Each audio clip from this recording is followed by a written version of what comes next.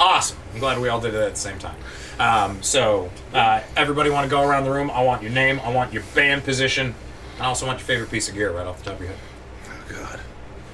We're starting with me. Yeah, we're starting with you. You're first. We're starting with Paleface, sure. Sean, I play bass in Quick Before the Outbreak.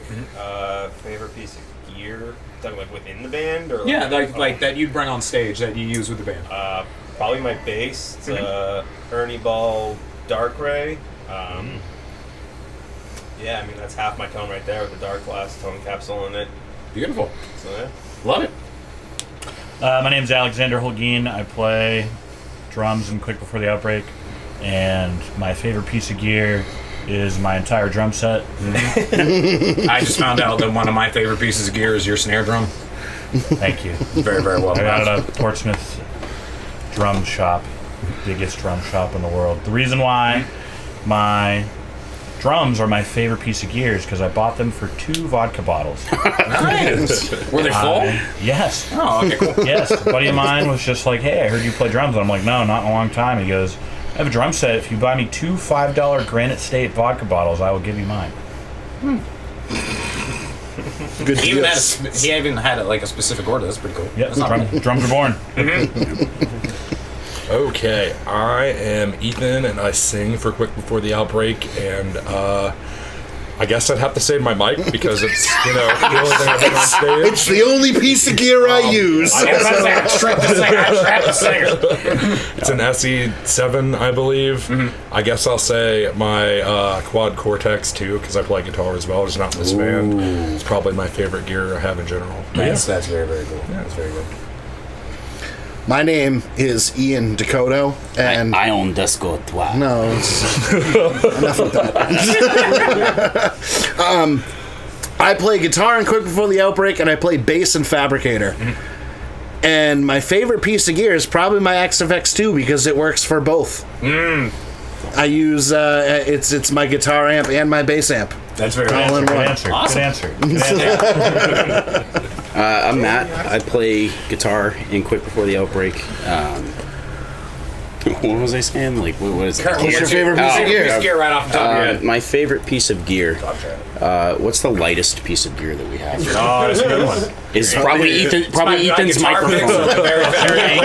Microphone. No, I hate to say it, but like I'm gonna steal your answer. Is the XFX because it makes me not sound like a shitty guitar player. Very cool. Very cool. I'm John. I play drums and Fabricator. My favorite piece of gear is probably, aside from the whole drum set itself, and the drum set. Still counts. I have a Pearl Sensitone alloy snare. Sounds great. Cuts through the mix really well. But more importantly, it was a very nice gift from my wonderful wife. Aw, that's beautiful. That's fucking awesome. My name's Ryan. I play guitar for Fabricator, and my favorite piece of gear is probably my original 5150 block letter has been out of commission for way too long. Yeah. We probably could have told you all that. Is that getting replaced or is it getting fixed? What's going on? I fixed it too many times. It just sits in storage now. But it will never go away. It's the It's best just a really sounding delicate shelf. It's the best sounding paperweight I've ever heard of. It's got power behind it. It's absolutely great. So to bring it to both bands, because I've never had a conversation with this many people at one time looking at me. The most recent Fabricator release was When All Said and Done, I Won't See Your God.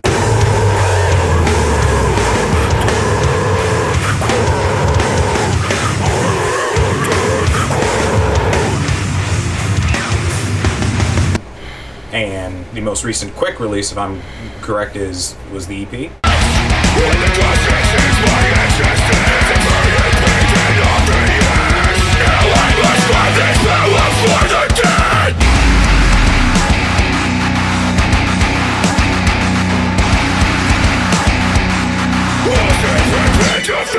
Correct. All right, cool. Have either bands worked on material that hasn't been released just yet, or is basically anything in the chamber that's just about to come out, or you just writing stuff right now? You just playing songs? You just playing shows? Do you want to? Yes and yes. Yes and yes. We're very I'm tired. selfishly very excited. You've already heard Two of them. I feel like we've been burning the candle at both ends with both bands, really. Yeah. I mean, like I feel like a lot of bands, they take time to do one or the other, and we just kind of did both. And we've been writing and playing shows in and out of our area. And How often do you guys sleep? we don't. No, we were just Whenever talking I about can, this. but not often. I sleep well. I'm very glad. I mean, this is the domicile for this, right? Beautiful. Quick HQ. Yeah. Matt, were you telling me that you were trying to fall asleep in your truck earlier? Well, yeah. I played a show in my other band last night, Arms Like Teeth. We just played Plattsburgh, New York, Peabody's. Great EP, by the way. Oh, thank you. I already love that EP. Yeah, and I came back from we took the ferry over to Lake Champlain and went back to Claremont, loaded the gear out. I was like, yeah, I feel like I could probably make it back to Londonderry. And I did, but just by the skin of my teeth. And I fell asleep in my truck for a while, and then I found a nice carpet Very, very in the cool. practice space and just curled up. Curled up on the ground. Yeah. If I remember correctly, I think both bands just played a show together that I went to and threw my shoulder out for a couple of times. Yep. I got to jump on stage for 1 second. And if I wasn't invited, I'm really, really sorry. But the spirit overtook. Always. See, Corey, he said he's sorry. Free shot at me. No, it's fine. Sorry, Corey. But yeah, I think I threw my shoulder out of the socket like twice. I had to run over to the wall. It was an incredible show. It was great. Yeah, it was fun. Did anybody have a particular high or low from that show at all? That Fabricator set was tit. It was fucking. I'm a great big fan of both of those sets. That's why I had to get on stage. Quick before the outbreak needs to turn down. For what, bro? So loud. For what? So loud. Bros, Alex making new friends. Always making friends. Right. Is it fun or really, really annoying to double show like that? I think it's easier. It's fun. yeah. It seems like it'd be easier to just set everything. I mean, it's up a lot. I mean, you're doing twice, and it's not even twice as much work because we've kind of worked it out to where it's almost like 1/3 more work than I'm used to doing. But being able to go up and do both things, I'm just talking from my perspective because I play bass and Fabricator and guitar and Quick, and getting to do both things in one night on stage is kind of just fun. Well, it made it super easy and seamless for transitioning from band to band because we just running Axe-Fx it makes everything easy. Put all of our patches onto their gear, so they get to deal with lugging all the heavy stuff, and we just show up. If Fabricator didn't have to do nothing. Again, I'm more than happy to help lug all that stuff. Again, back in the Spooktacular, I found out how heavy all that shit really is. I'd be more than happy to help. Let's not even talk about the Spooktacular, lugging up all those fucking stairs. Staircase, I know. That was scary. That was bullshit. absolutely the scariest night of the year. To kind of just close the lid on that question, I think it is a lot easier because we took the time to load the patches up.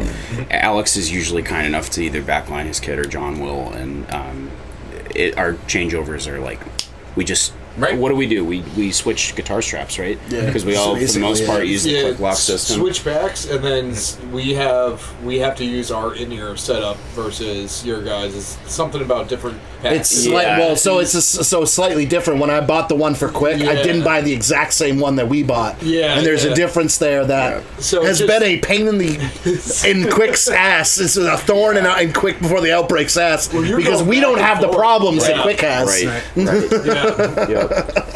You were going back and forth for a while with that. That sucked. Can we not go there? No.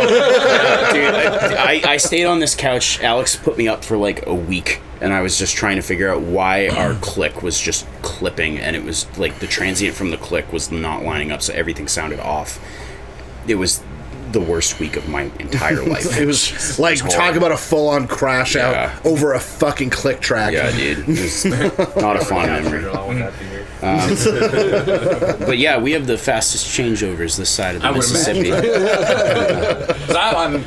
Selfishly, I'm a great big fan of both projects, so I would love to see like any show that the both of you play. This is what I'm trying to get out of my way so I can go see you guys every time I can.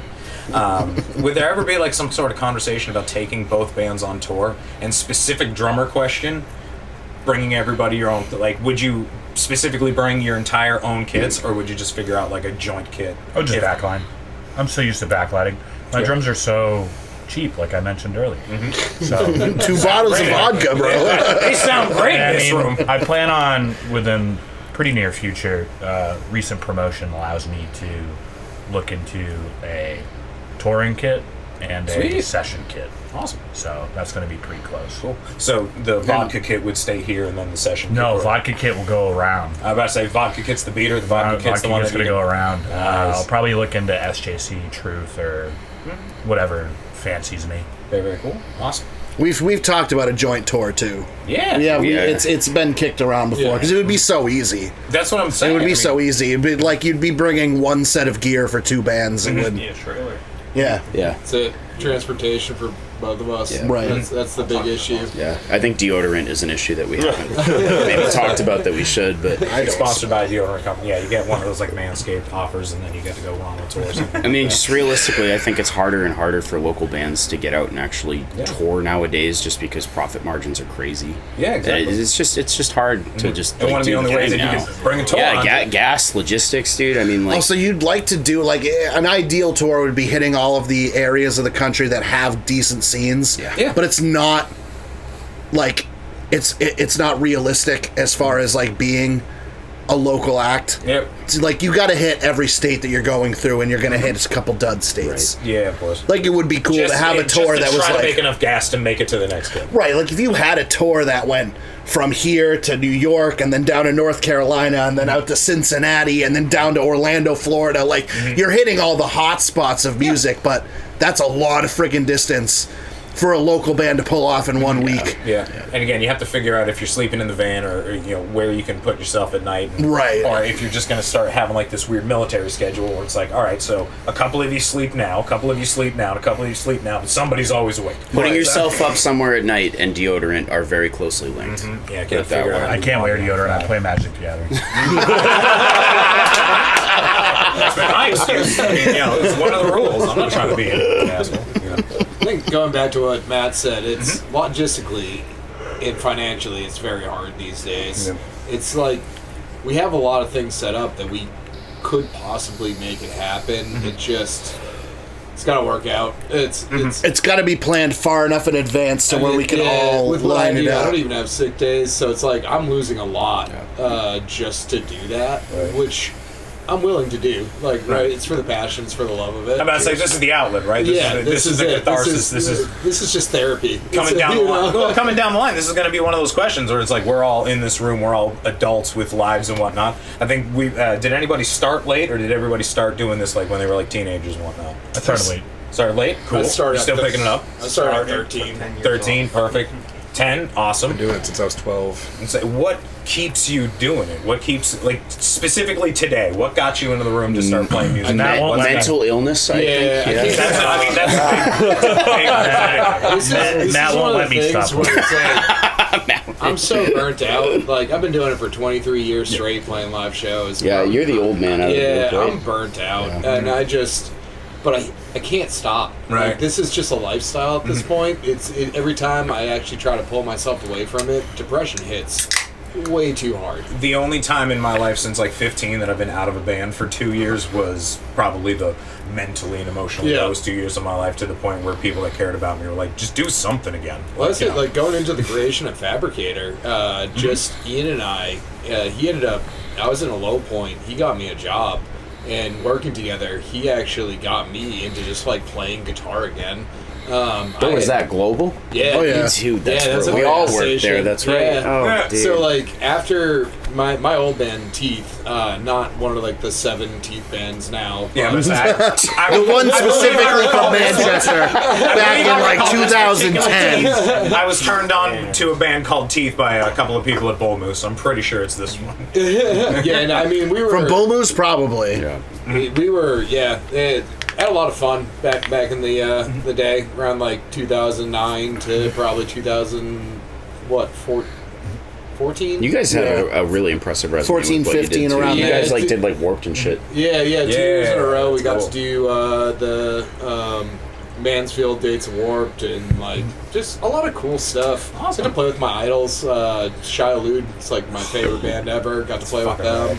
Like a lot of cool things, but I was done after that. I was like just so emotionally drained and physically drained from just like not working, that being the center of my life, and it got to a point where it's just like I need to like do something for myself and be able to pay for things again. Exactly, right. Yeah. So, but I was in a deep spot, and Ian, I mean, he pulled me out of that. We started jamming together. Ian's a bit of a superhero, like Oh, 100%. We started jamming together, calling a project Behold a Pale Horse, and that's when he ended up, I think, what was it? You guys lost your drummer and Quick, started jamming. Which time? Yeah. So I mean, to go over the timeline just a little bit. Yeah, we should probably start at square one. Like if we're into this. so back in 2011, I was jamming with this guy named Joe and this dude named Tim. Tim was drums, Joe was vocals. Now Joe was best friends with Matt, and Matt had hung out with Tim, so they knew Matt.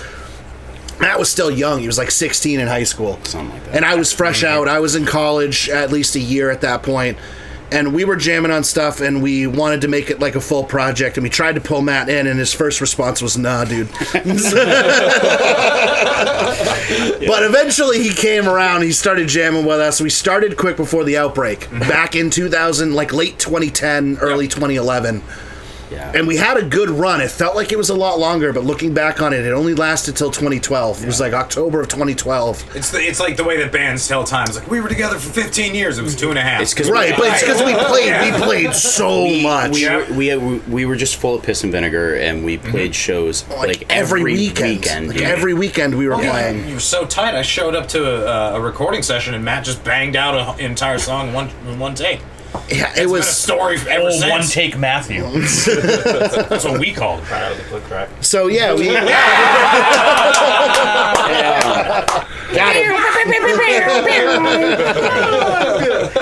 So our drummer and our bass player at the time left late 2012, and we kept writing. We kept recording. We didn't stop. Yeah, no. But it took us a while. It took us until I think like I don't know, it was probably maybe 2 years later, like 2014, we met up with this guy named Bob. Right. Yeah. Bob Kidd, and we were playing. He came in on drums, and then our old bass player came back once we found Bob, Yeah. Chris Clement. and we did that for a while. We wanted to played fix like them all. two solid shows. One was somewhere in Cambridge, the Cantab, I think, and then we played a Palladium gig, which was sick. Video of that. Yep. Yeah, it was a good show. That was probably one of the Show that biggest Drum crowds I Gateway think played. Quick ever played to. Yeah. Yeah. Was that the show that Drum the Gateway played with you guys at the Palladium? It was a battle of the bands, battle and of the bands. I don't remember a lot of the bands on that bill, but I do Yes. remember Begat the Nephilim was on and that bill. Anaria. And Anaria was also on that bill, and I remember Begat slapped, dude. Well, Begat wound up winning. Yeah. The Andrew, battle. if you're watching this, dude, it was cool to see you in New Jersey. And I saw Begat open the. I have the worst memory, but whatever show they got to open for after that, I can't remember. But they opened the show, and that's the next time I saw them. They were on the main stage. I'm pretty sure they were supposed to play with Danza one time, and that's where I originally met them. And they have always just been such a good band. Yeah, they I were got to good shake dudes. Josh's hand recently, a couple of years ago, Metal Hardcore Fest. It was super cool. That's cute. Yeah. So Anyway, speakers, man. let's Tangential, sorry. just Tangent, that's okay. to try and make a longer story short. So playing with Bob was cool. Bob moved on us. So once again, back to square one. This is right around the time I started working at a car wash. And we were still writing music. And I had just started writing Quick Before the Outbreak, the This is like self-titled way song. back in the day, yeah. And Ryan Kirby with our old buddy Jeff Oriani showed up at the car wash Holy because shit. James Wow. invited you over. James Healy, yep. Bob wasn't in the band at that point, was he? He wasn't. So was this pre all of Yeah, that? no, this was had to the be. car All right, this wash had to was be. pre- No, so the So car wash- basically, the seed had been planted a long time 'cause ago. That was that was way back. That had to be 2011. Redhead, Yeah. Tim, yeah. Yeah. was Yeah. Tim. Okay. Yep. So I guess that happened all previously, but now that we've been in this slump, we don't have a drummer. we're still hanging out and writing music, but we don't really know where it's going. This is around the time where Ryan and I really started hanging out, just because we were working together. We grew a friendship that, you know, it's ironic because we hated each other in high school. Never would have hung out with each other in high school. We knew each other since we were kids, never were friends. Now all of a sudden we're a dick. The fact that you're so close now when you weren't back then is Right. really inspirational. Yeah, It's no. like, that's we really became like almost best friends. We were hanging out all the time, and then I kept telling him like, hey, you should just come like join Matt and I and write music again, because I know you love it and I know you miss it. We were working on Behold the Pale Horse, Right. and you guys found, because I think it was Bob had left for a while. You guys were kind of still putting around trying to do things, and you guys had found Leonard Through Craigslist. and you had come and asked me, like, since we're jamming together, do you want to fuck around on this new project with Matt and I? Right, we were like, dude, we'll do 3 guitars, like, fuck it. And we did. Didn't we do? there are I'm pretty sure we started right out the gate with 3 8 strings, right? 3 8 strings. Yeah. But when Ryan joined Quick Before the Outbreak, that's when the rebrand occurred. Yeah. Quick Before the Outbreak Yeah. became Fabricator. Yep. And it was me, Matt, and Ryan on guitars, Joe on vocals. Chris came back again for the 3rd fucking time to play bass for us again. And our new keep drummer forgetting to change the locks. and our new drummer Leonard. And that's when Mom Dad like became Fabricator songs. Swipe Right, which these were all old Quick songs, Right. became We Fabricator. had Moby D. at Moby one D, point. and that's when Life Gave Yeah. You Lime That was deep in became like, you know, Yeah. that was finally I had been sitting on that song for a while. It's so cool that you guys are bringing. bringing that back too. Like, is that Thank you. is that public knowledge? no No. Alright, thanks. No, Spoiler alert. so we're gonna do a standalone single of one of our older songs from back when Matt was in the band. A song that I had written before I even started jamming with Ian, called "When Life Gives You Lime, Become a Bitter Fuck." And so I was like, I wrote that through my ups and downs with like just Already one of dealing my favorite with songs. Lime and all this different shit. I was going through some tough stuff, hitting some psychosis parts. And Yeah. Do you feel like writing is your kind of favorite aspect of Yes. music right now? 100%. It's always been. It's just all I want to do is create, and it's how I get how I'm feeling out. I'm Yeah. not good at writing things down. I'm not good at whatever. Yep. I can just sit there and Play it out. Yeah. Yeah, it's harder to talk it out. It's easier Exactly. to write it Let my fingers do it. out. Yeah, exactly. Coming back to what you were talking about, where were we in the timeline here? So Third time Chris came back. yep. That's how it's marked out. Dude, So Jesus Christ.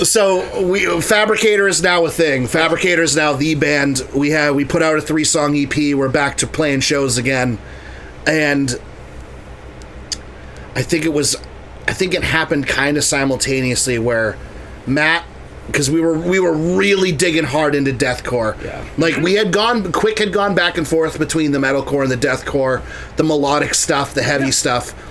And we were just kind of like, yeah, whatever, it's whatever. We don't like have a sound. We're just playing music. Yeah, exactly. But Just like what we want to do in the moment. Fabricator had leaned real hard into the deathcore, and Matt just wasn't feeling it anymore. Yeah. He came to the band and he was like, I want to go back to the melodic stuff. And unfortunately for the rest of us, like deathcore was our jam. It was Yeah, what again, we that's did. that's the move right now. Right. So that's what we're going. As you can tell, like Fabricator writes deathcore.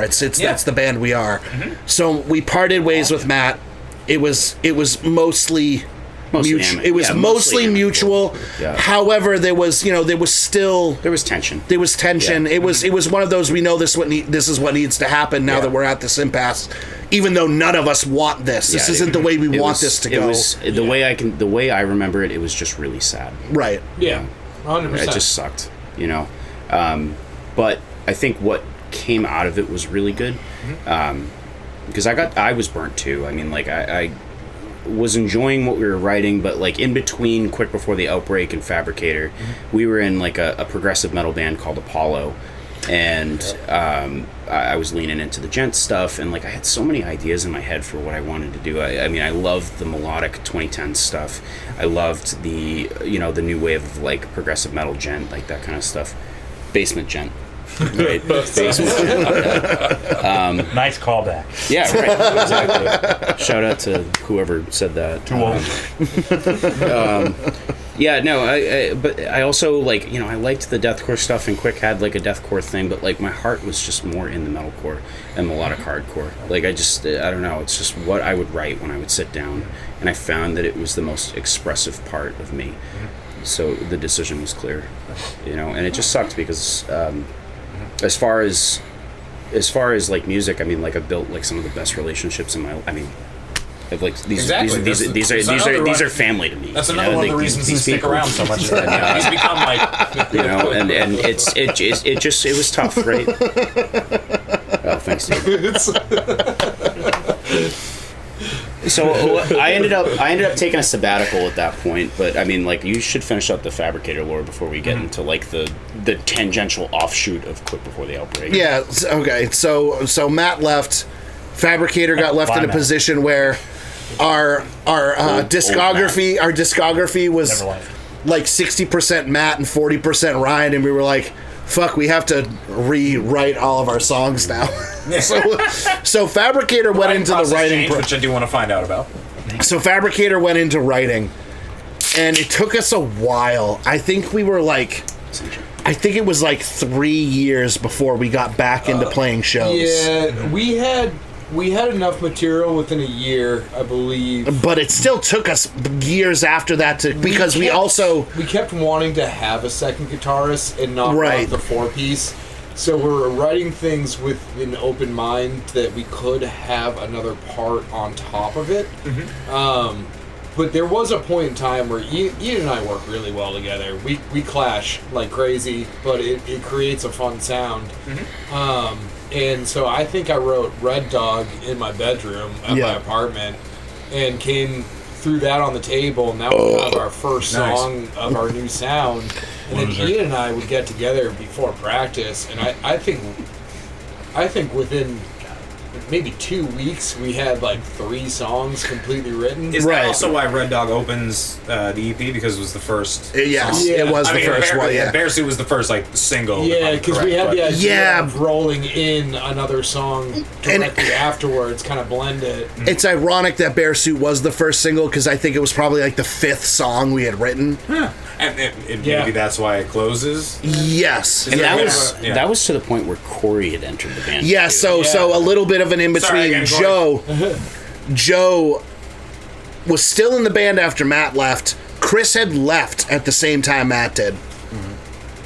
No, Chris had left prior because I went to start playing. I went to playing bass before that. Yeah, and then so Chris left. You went to bass. I went to bass, so it was Matt and Ryan on guitar. I was on bass. Joe on vocals. Matt leaves, so now it's Joe vocals, Ryan guitar, me bass, Leonard on drums still.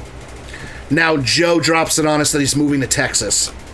Oh yeah, the Jesus. So he moved to Texas, right? Or he was gonna move to Texas. So we started before he left, locking in a new vocalist. Mm-hmm. Now Corey was the vocalist of Teeth. Yeah, he was an old friend of Ryan's. He was at the time he was Corey doing vocals. Yeah, he was doing vocals in Miley Cyborg. As soon as I knew we had an opportunity to ask him, that was the only name I kept shoving into the pot. I love working with that boy. He has an absolutely phenomenal voice. It's absolutely one of the best ones that I hear.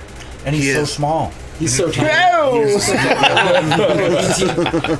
Y'all have a habit of working with phenomenal frontmen. I know. We've gotten lucky.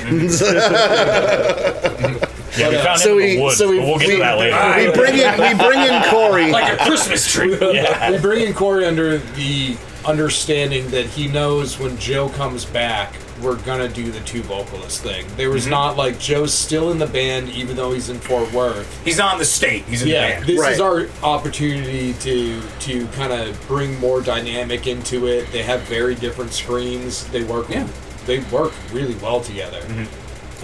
So we start jamming with Corey, and then Corey's the one who suggested Kendall. Now, I had known Kendall prior. Kendall was in a band called Don't Cross the Streams, which I'm sure you remember, because that was back during the Beneath the Machine days. Like, we used to play with them. That's where I got my staples from. Yep.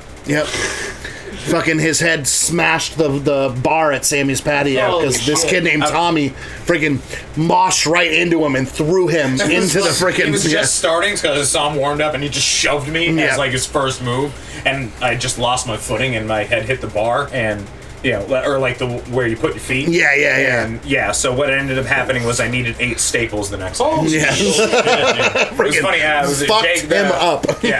When I was hanging out there, because a bunch of people were freaked out. It was bad. But it was bad. It looked really bad. It was fine. I was having this kind of conversation. I was like, I feel like I'm okay. We're just like, but you're definitely concussed. That's why it was so easy. Yeah, the security guy was freaked out. Like I saw one of my favorite parts of that whole night was Jake sitting next to me, and you just didn't know what to do. So he's like, just offered me a bottle of water. Sorry, man. I was like, nah, it's cool. Like, I think he was worried that I was going to get mad at the band for that. So, like, all right, so we bring in Kendall, and we're finally a full band again. Fabricator's full. We got Kendall and Ryan on guitar. I'm on bass. We got Corey on vocals. We got Leonard on drums. So now the goal is getting Kendall, Corey up to speed on the old stuff and Leonard up to speed on the newer stuff that we had just worked in so that we can start playing shows again. We've been in a perpetual state of just having to get people up to speed. Yeah, it's just over and over again. Just so we're fighting. That's why it's so tight out there, because people. We had one person we tried to have as another guitarist and it just didn't work out. He showed up to practices. Right. So I always forget about that. Yeah, it just added more time. Zacc Belanger's brother. Ready. Taylor? Yeah. Taylor Belanger? Yeah. See, I learned something. It's over here. So, Crazy. Over here. Dude, shut up. So we're almost ready to go again, right? This is like now a year later, and we're basically ready to go again. And what happens? Joe fucking moves back. so now we're like, well, we said he was part of the band no matter what. So now we're working Joe back in. So, and we finally decide, like, you know what, we're gonna fucking just record our music, because if we can't play a goddamn show, we're gonna at least get this music recorded. I just want to be able to listen to this. So we start recording the Fabricator EP, the self-titled, while at the same time, while recording the music, we used it as an opportunity to get Kendall and Corey up to speed on everything that they weren't there yet at. So by the time we were done recording, it was showtime. That's when we really started hitting the ground running again. Yeah. What year is this? I'm trying to catch up. Jesus, we're probably looking at 2016. No, 2017, 18. No. How long into the new job is this? Probably 2018. Yeah, 2018. I think. Yeah. I think around 2018. So Fabricator's finally at that point where we're playing shows again. And I think Joe. 2019 was our EP release, and we had played a few shows before you're that. right. We did that at the 5-9. Yeah. This was all before COVID. It's like we had a good year. We had a good year run, and then COVID hit, and fucking everything tanked again. COVID did COVID. Yep. But and at that moment, right when COVID hit, Joe exited the band again. He had a kid coming. He was they were all both just nervous about him being out playing shows with, COVID go around. So we respected his decision. We still had Corey, so it was just kind of back to the way it was. And that like kind of leads. At that point, there's no like significant changes in Fabricator until about what? When did you join? 2 years. 2 years ago. Almost 2 years ago, yeah. So 2024. Yeah. When we just kind of decided to mutually part ways with Leonard. He wasn't his new job wasn't working out for he basically had a job where he had signed a contract that said at a moment's notice we can ask you to come in and you have to come in and work.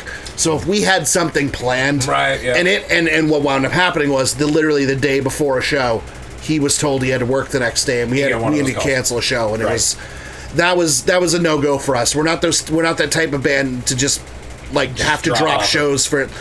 It was like, yes, this is the first time, but you have a job that says this could happen any number of times after that, and you didn't really bring that up to us as a thing. This definitely isn't going to be the only time. Right. So we decided to part ways with Leonard. It took us a little while, but eventually John landed in our laps, and we had had a really good relationship with John prior in the band he was in prior. So when I was he gonna hit, say, have I seen you in other bands as well? I must have. Cytokine. he was in Cytokine. Cytokine. Yeah. Okay. So when John hit us up, it was kind of just like well, he's in, right? Awesome. He has It was to. immediate, yes. Yeah. I've talked to him at shows. I know I can get along with him. That's like, great. just a genuinely nice human being. Yeah, just the goat. I mean, fuck you, John. Easily. So glad I finally got to shake a hand, say hi. Yeah, he Now- doesn't like shaking hands. No. I know. That's what makes it feel so special. That makes sense. That's why And I had literally- to pull it out of his Yeah. pocket. So this is the perfect time to be like, literally right around all of that's happening. Matt hits me up from Pennsylvania. He was living in Philadelphia at the time. Yeah. And says, I'm coming home. I'm coming home. I'm moving back home. He had gone to do his, like, he was paramedic. He was in Kentucky. He was in Jersey, and then he was in Philly. And he basically was just like, I'm ready. I'm coming back. Like, Yeah. I found a job, or I'm gonna find a job back home. Like, I'm ready to come home. Yeah. Yeah, So I flew down that was crazy. to help him pack up. So I love this though. So we actually, I mean, like, to kind of like harken back, like I mean, I wasn't like bullshit. I was just sad, right? Like I just missed my friends. Come on. And I had to go out and like do some other stuff and like just clear my head because I've been doing music since I was like 16. I didn't really like know any other life. So I went out and I was like a newly minted medic, and like I worked as a medic through COVID, which that was terrible. But I traveled the country, and I went from Manchester to Kentucky to Jersey to Philly, and I kind of like I'd done what I needed to do. I think at that point I was just ready to come home. You're ready to... So I just like decided one day I was just like I think I'm all set. I'm tired, you know. And I hit Ian up and I was just like, I mean, shit. How long had it been since we'd like really spoken? A while. It Years. had been years. Yeah. Years. Yeah. It was. I really hemmed and hawed about that phone call. Honestly, I did because I didn't know if you'd pick up. To be totally honest with you, I don't know. I saw your name pop up after all those years, and I could not answer. Yeah. Yeah. So I hit him up and I was just like, Cut. fucking, Yeah, what? You got me tears, man. What were those hellos like? So, It was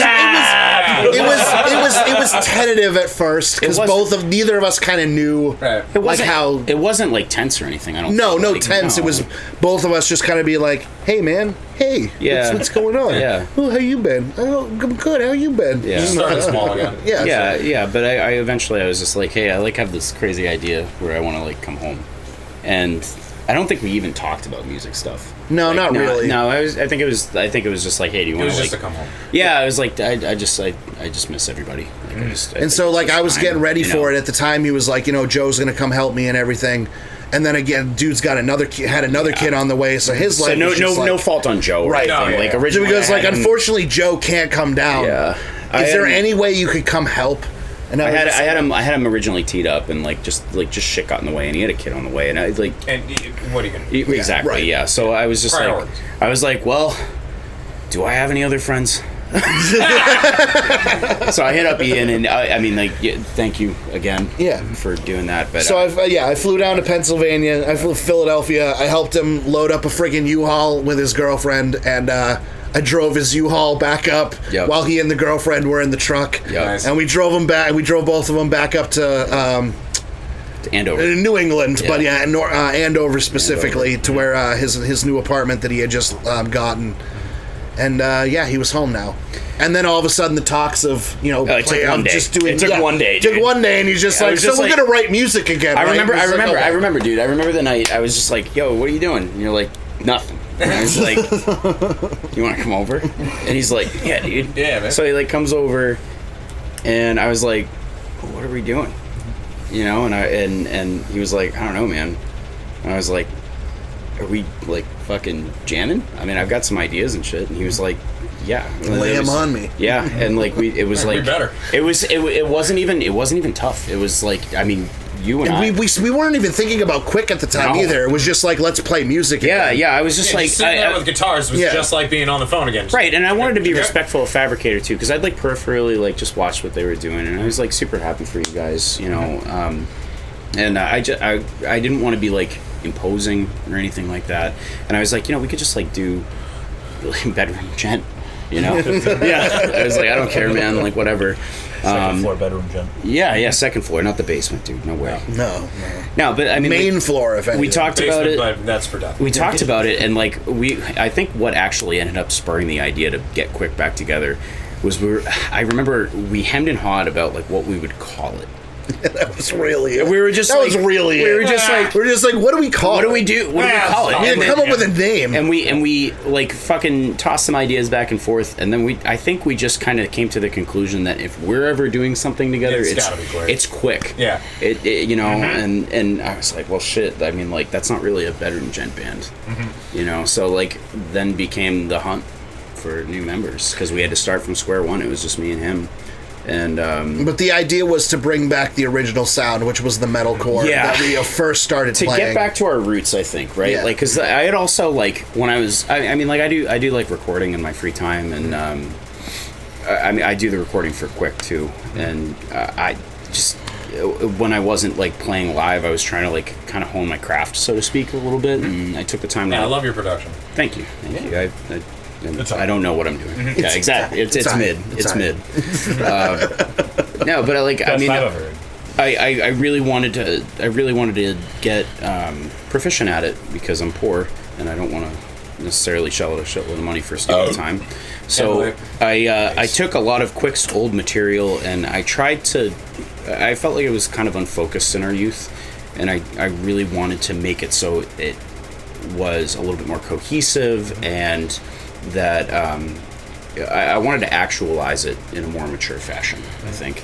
And I just showed him, and I mean, he was all over it. It was I showed him the first song that we ever wrote together, Valhalla. I was gonna say, like, there's some old Quick music with some new. There's some writing on very top of it. old. Right. There's some Yeah. there's some jams in our fucking There's some Paul EP stuff. that can John, thanks so probably. much. Oh, you gotta Yeah, get going, all right, man. Yeah, John, yeah, good man. to see you, dude.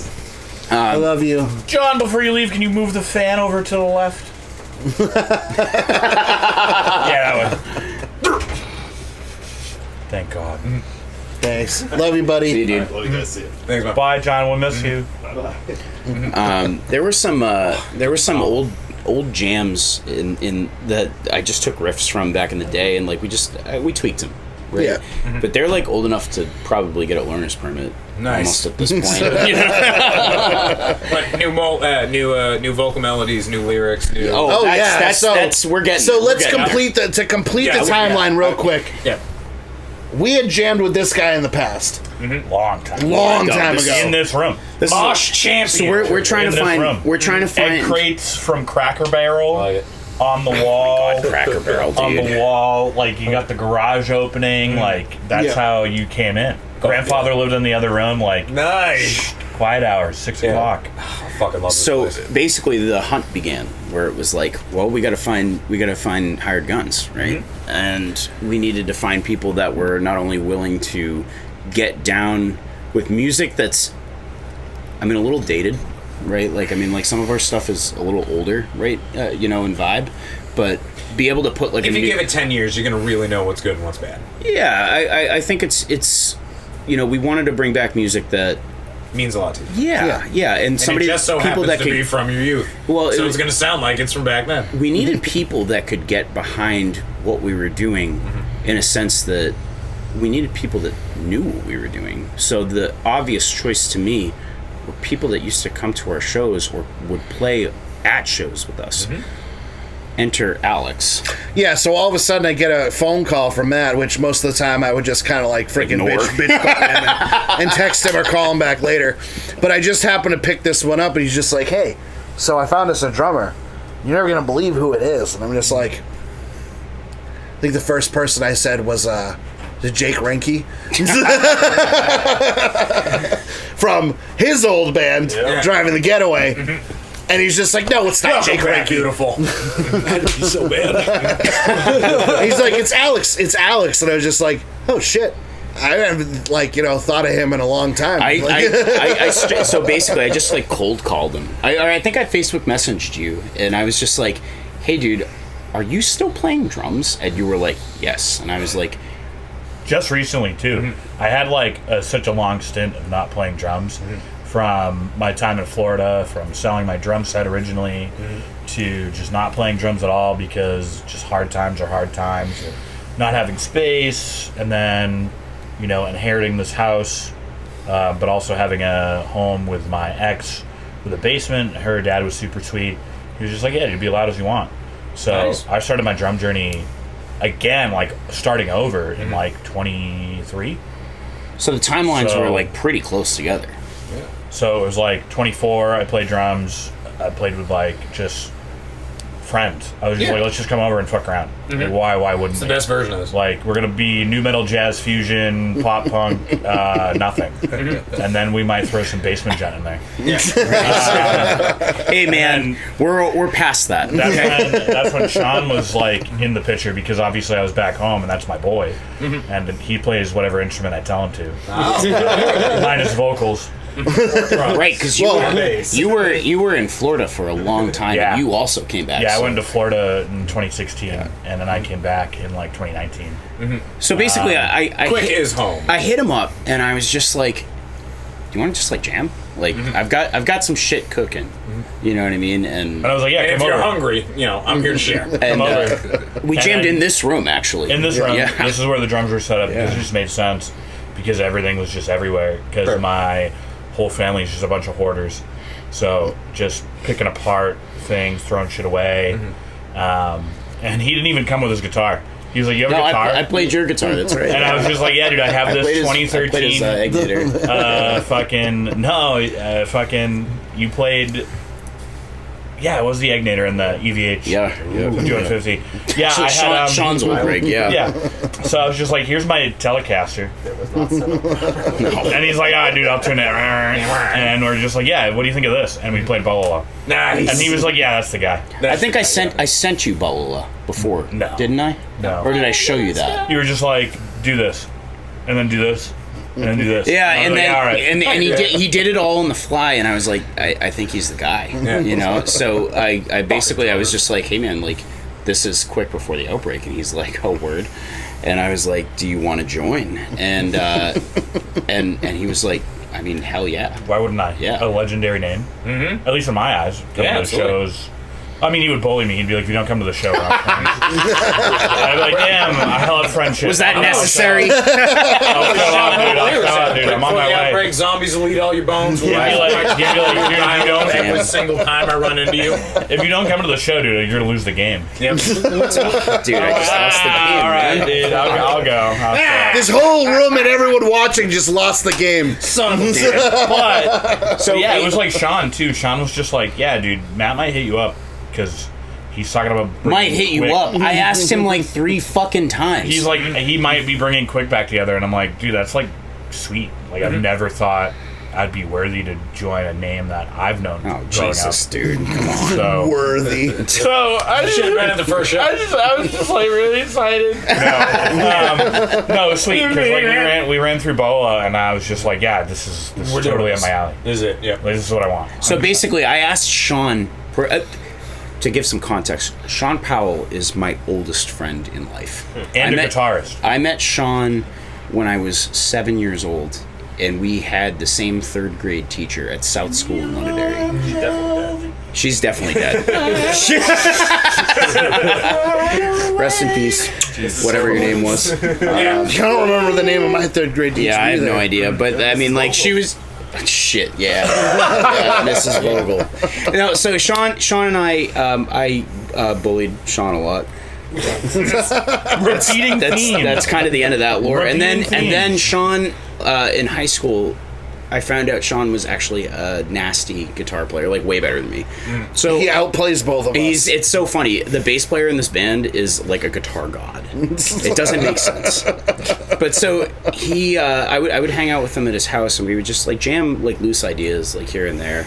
And then eventually I was just like, well, shit, I need a bass player. And in that progressive metal band that I had mentioned earlier, Ian played bass, and I was like, Jesus Christ, guitar players make excellent bass players, you know? So I was like, do I know another excellent guitar player? And then I was like, well, fucking Sean's the GOAT, dude. Like, it only made sense to ask him. So I was like, hey man, like, I'm looking for a bass player. I'm thinking of getting Quick Before the Outbreak back together, and I think you would be like an amazing fit for it. Sean said no. He's like, yeah, maybe, dude. Sean said no like 3 times. So That's why I had to keep asking. to get us back to speed, Like, I hate to bring it to you. to get us back Keep fucking this up. to get us back to speed to where we're at timeline wise, I asked Sean like 3 fucking times, and I was just like, or whatever, bro. Like, Wait. it's cool. Wait, all wait. right. Like, I just gotta ask, why'd you say no so many times? Just feels good to say no to Matt. It's not wrong. literally everybody in this room knows that struggle. No, because like, all right, so like, old Quick is kind of what I thought what they were going for the new sound, and back when I was playing with them, it just wasn't my cup of tea. You know, we were goofy. Yeah. You remember we were goofy. It was Yes, just I do. all Like- the breakdowns. It was more deathcore back then when trying to It get was with them. And it I was calling it was metalcore. MySpace goofy Yeah, that fuck off craftcore metalcore, kind of, yeah. like ripping off I Set My Friends on Fire and all the like the goofy metalcore bands from the early 2000s. Crabcore when our wasn't my knees still vibe. worked. Yeah, right. He showed me some of the new stuff he was working on, and he told me he got this fucker in there. Like, That was it. I was It like, was all when right. he found out that Alex joined the band. He was like, "Oh, I mean, yeah, you buried the dude." lead. I'd also never played bass before. I'm like, I'm not buying another instrument. He's like, get like a $300 sub series, like Sterling bass. I'm like, I'm gonna buy the $3,000. Yeah. I'm gonna get an Ernie Ball. Right. We're gonna do it right. That's right. Buy once, cry once. I got that from Matt. So then he gets the Dark Ray. We start jamming together as a unit, and I think you were probably working on some Fabricator stuff, and I was like, let me tee these guys up. Yeah. And then We were also on vocalist hunt. yes, yeah. So I was like, we're gonna look for a guy, dude. I was like, we're gonna look for a vocalist. Fucking guy, do you still have those videos? Dude, no, dude. Damn it! You do. Oh man, You just don't want. We're not there yet, though. Hang on. Talking Guy. Hang on. We'll get to Talking Guy in a minute. But so I spent like probably like I think like 4 or so months getting them squared up on a set list. Yeah, we started in November. November went all of the way 2024, right? Yeah, that sounds right. Yeah. So we're jamming. We're getting teed up. Eventually, you started coming by, and the 4 of us were getting tight. Like it was working. And then I think the goal was to get us on backtracks, and I think we conquered that in a way, or was that? It was harder than it should have been, see, because like I had come with the background in it because we had started doing it with Fabricator. right, and I'd never done it. Back before, Yeah. but like when Leonard was still in the band, we were on backtracks. Yep. And it was easy. It was an easy transition for us. I don't know why. Yeah, it really cleaned everything up, just having a click to constantly be on. Right. And then it allowed us to set up the sets where we have tuning spots. Like, everything is so meticulously thought out Yeah. that it just, Everything flows better. yeah. Right. Like, we know exactly how long our set is, how much time we can squeeze in songs. If we, have 30 minutes, we can just, we can get the most out of it. I also think the tuning thing is like, I don't know where this came up for my entire life, but like watching people have to tune on stage and just the show stopping for a second has always been like a pet peeve. So the fact that you figured out how to like play something over Yeah. while you're like that, There's I still just music appreciate going. that anytime Yes. somebody's willing to do that. It's so funny. It's Instead like of just wandering over and goes, shh. it's so funny how many. Okay, back to it. It's so funny how many parallels exist between how our set lists are set up, how our gear is set up, and like we really have never had an active conversation to plan it that way. We just It's just natural. It just these are the decisions that like Yep. would feel natural. I Turns think, out you were all for rooting us. for the same home I team. feel like it's kind of like, for us, it just feels like common sense. Yeah. Like, Yeah. it's what you should be doing. Yeah. So they join, he gets in the mix, and then we're like tight enough where I think did we have the whole EP down at that point, and we were just like, Yeah. let's look for a vocal. I think you guys Or- just had We had, like, Bola, first Kaboosh, and then you kind of have UC down. Right. Yeah. So you would actually probably know best because you came in and then we had like a certain amount of material. So We had like 3 or 4 people send us like rough, like, this is what I would do over your music. We basically just sent out the songs to people and say, record yourself over this. We had a couple of real bad ones, Talking Guy, and there's some more behind that. To clarify, clarify, Ian, I sent 3 or 4 of the best ones. We got quite a bit of people that submitted material, but like, goddamn, dude. But it was really between this guy and one other dude, and what we really liked about Ethan over the other guy was it was raw. The emotion was real. The other guy felt overproduced. It was tangible, yeah. And in talking to both of them, one guy felt like he had this like wicked, like, this is what I want to do and this is the direction we'd go in. And Matt and I were like, no, there's already a captain of this ship. Yeah, like, exactly. That's not going to work for us. Yeah. And Ethan was more just like, yo, your music slaps and this is what I do over it. And we were just kind of like, yeah, you were more collaborative than autonomous. Right. Yeah. So we great scream. So we ended up putting his scream is so consistent. Oh yeah. His singing voice is like right there where it needs to be. Like when it comes to recording him, he's the easiest vocalist I've ever worked with. Like, if you know anything about having to align vocals, like when you have like a double take of something and you want it to merge up, like I don't have to do shit. You don't have to do. You look at his wavelengths for each one, and you go like, did I copy and paste it, or did he do that 2 times? I don't. To this day, I don't understand how you are the way that you are in the studio. It doesn't make sense. It's fun. It's like almost like supernatural. He's also the only person in the band that will check and see if you're okay if you fall out of a chair.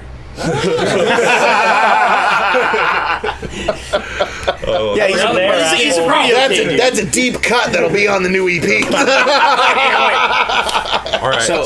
So I feel like you should probably give a little brief about yourself because who are you? To be like guy? To be clear, when did you get here? We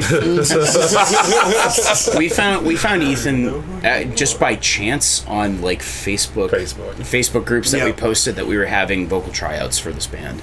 And I mean, like, Joe was always my guy. Like, I still have a ton of love for Joe. He's out of the game now. And I bumped into him and I showed him some of the stuff. And while it resonated with him, it's just not really where he's at in life anymore. So the reason you didn't ask me to sing is because I'd be really bad and I'm not good at it.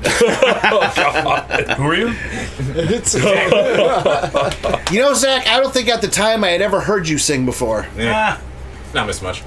So I don't know, man. We did some stuff in the studio that I still haven't put out that I really probably should. I mean, there might still be a spot, dude. So maybe. So Ethan comes over. He fucking kills it, and I feel like you should give a little bit of background about yourself because we talked a whole lot about Quick Before the Outbreak. Sure. There's a whole background to lore that he could go off on for a little bit. Perfect. Okay. I'm gonna go to the bathroom real quick. Joe, give me a beer.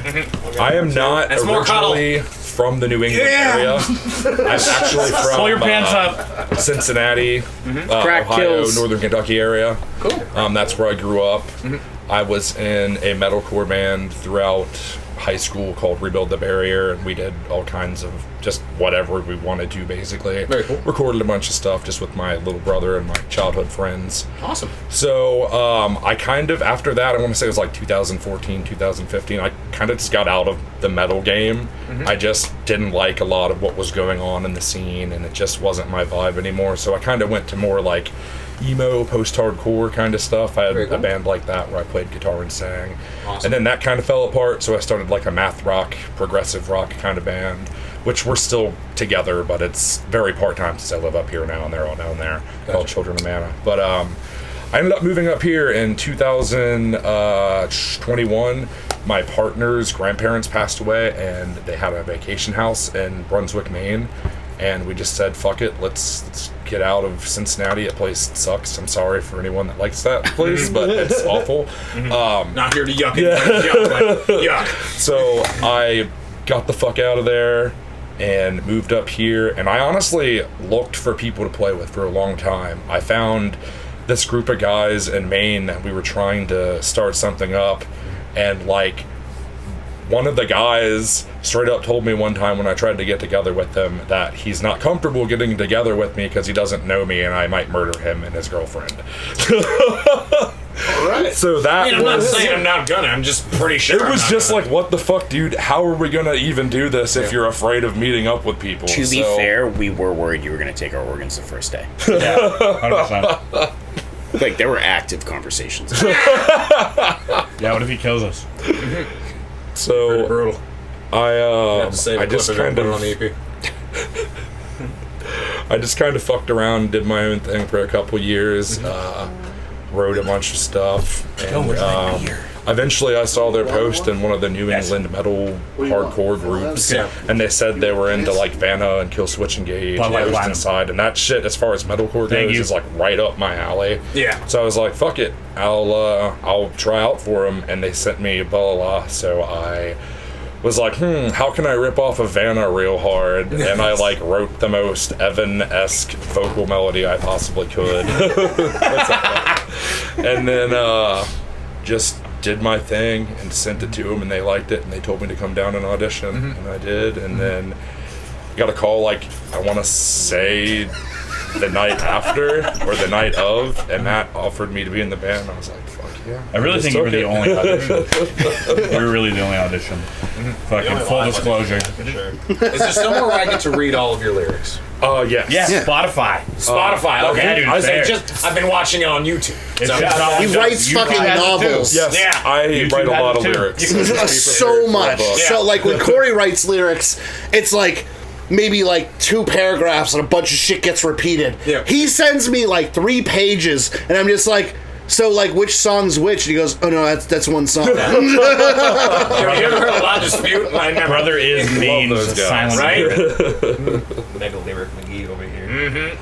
But yeah, I'm big about lyrics. It's always a huge point of music for me, especially in like metal and hardcore. It's really important to have good lyrics. So Yeah. I try to just get as much out as I possibly can without it sounding stupid.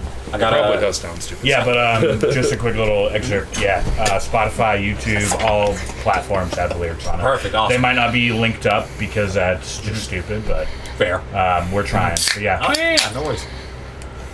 So it sounds That's like the timeline. That's the history. Right? Now that we've Yeah. hijacked your podcast, Yeah. do you have any? That's exactly what you're here Yeah, You have any que- specific questions? Yeah, you said you had a bunch of like specific questions for us, so we'll let you get back to your shit. That was the most back in my day shit. Jesus. So to kind of throw it right back to you, Ian. One of the questions that I had was being that is everybody creatively involved in every aspect of the song? Is it like does anybody kind of take a back seat? Is anybody here like? Does everybody write their own stuff? Does anybody show up with a full song? I just go to Like- sleep, and then Matt's just like, here's 6 songs. And I'm like, all right. I can do that. So there is a lot of one person writes a full song, another guy writes a full song in both bands. Matt, I would say, is kind of like the leader, the one who drives it forward in quick. However, he is always super open to anybody bringing their own stuff in. He may write the initial drums, and this guy's gonna, and this guy changes a couple of things here and there, and Matt's always super open to it. He writes all his lyrics. Vocals are all him, always, and same with Fabricator. Vocals are all Corey. It's very, very far in between where we might give him an idea or even like help him with his patterns, but for the most part, Corey's writing all the lyrics at Fabricator. This dude does everything. We don't even fucking tell. Everything he brings is perfect. I don't have to fuck with his stuff. All you gotta do is point and say you're recording. Yeah, we're gonna record for 3 hours. Show up and he bangs out 3 songs in 3 hours. For like 17 songs. We cannot sell this guy short. He one-shots our entire catalog that we show up with every time. There might be like 1 or 2 parts throughout the whole process where he goes, "Nah, delete that. I could do that better." Everything else is just like, yeah, this is what. But it's a one-day stamp on everything. It's fucking Sean's back. crazy. Stop talking about I want to give a little context on that. So I work in a toll booth on the highway. So I basically just, while I'm working, I'm just recording. I'm writing, I'm recording. So That's really cool. I'm doing this like it's a job almost, basically. So when I go to actually record in a studio, it's just like, bam, I'm there. I'm gonna knock it out. I've got everything written and rehearsed. Nothing. Not gonna take anyone's time that it doesn't need to be taken. I just want to get that Yeah, shit and it's out. one of those things where as Fun. soon as you start recording, or speaking just for myself, like as soon as I start recording, it feels like I have to warm up. Whereas like the first maybe days, just like, nope, we can't use any of that. And then the next day is like when we were working with Weird Beard. It was like, all right, it takes 3 days to do 54 guitar tracks. So the first day was basically nothing, and everything else is the next 3 days. But you being that you're in the toll booth, you get to actually do all that stuff ahead of time. You just get to show up and knock it right out of the park. It's like, Awesome live stream. And the cool thing about our music too, the cool thing about our music, really in both bands, is that him and I learned how to record together. yeah. I essentially, I would say, I did it first because Yeah. my father had done it for a long time. right. So we had access to Pro Tools, Right. and we had no Oh my God, I idea. love that basement. We had no idea. You were there. We any had of it. BTM in there for a Right. whole friggin' Yeah, album I'd say, too. yeah, but I'd say, oh yeah, that was our. Yep. Shout out And to that never got released. I shout don't out think. to Greg Yeah, we had to- Dakota. we had to kill for- a guy. Oh yeah, right. Dude, shout out to your fucking dad, Greg Dakota. He put up with our shit for fucking years, dude. Can we open a show for him? Yes, yes. I'd walk in front of a car for that guy, man. He is an awesome human. He gave us access to not only practice, but also to a full suite of recording equipment as well as plug-in suites. Like he gave it. How he gave it all to about us. a workshop to where we could do all of our Yes. own work on our own guitars, Yeah. and then down the road, Ryan and I hijacked it, started building guitars out Right. of it. Speaking of building guitars, You want to talk about like the actual like moving force behind this band? It's Ian's dad. These my bands, first I band in should high say. school was the same thing. Bubba's dad. It was, Bubba's dad. It was the only reason that we had anything going. I think back to the writing stuff too. Like Ian had it spot on. It's pretty. Like I think in Fabricator, I might have the most singled out written songs with like 3 of them maybe. But it's primarily Ian and myself. He's actually. I'm excited for the new one we're gonna drop because that is Ian's baby. He just. How that's soon is this? Within the next 2 months, probably. Yeah. That's the one. Where It was recorded alongside our last drop, Right. but we talked about how we did the 5-song album, Yep. we did the 3-song EP. 3 songs, now you're doing Now we one. want to drop a couple of singles because we have the Fabricator's got this thing where it kind of teeters back and forth between being like metalcore and slam to like more traditional deathcore. some beatdown. Some beatdown, like it's back and forth, and we were like, how cool would it be if we just did a couple of singles that kind of really showcased each piece? And To where then it's like what one song's like a super metalcore song, one song's like a super just fucking that symphonic like deathcore sound. Yeah.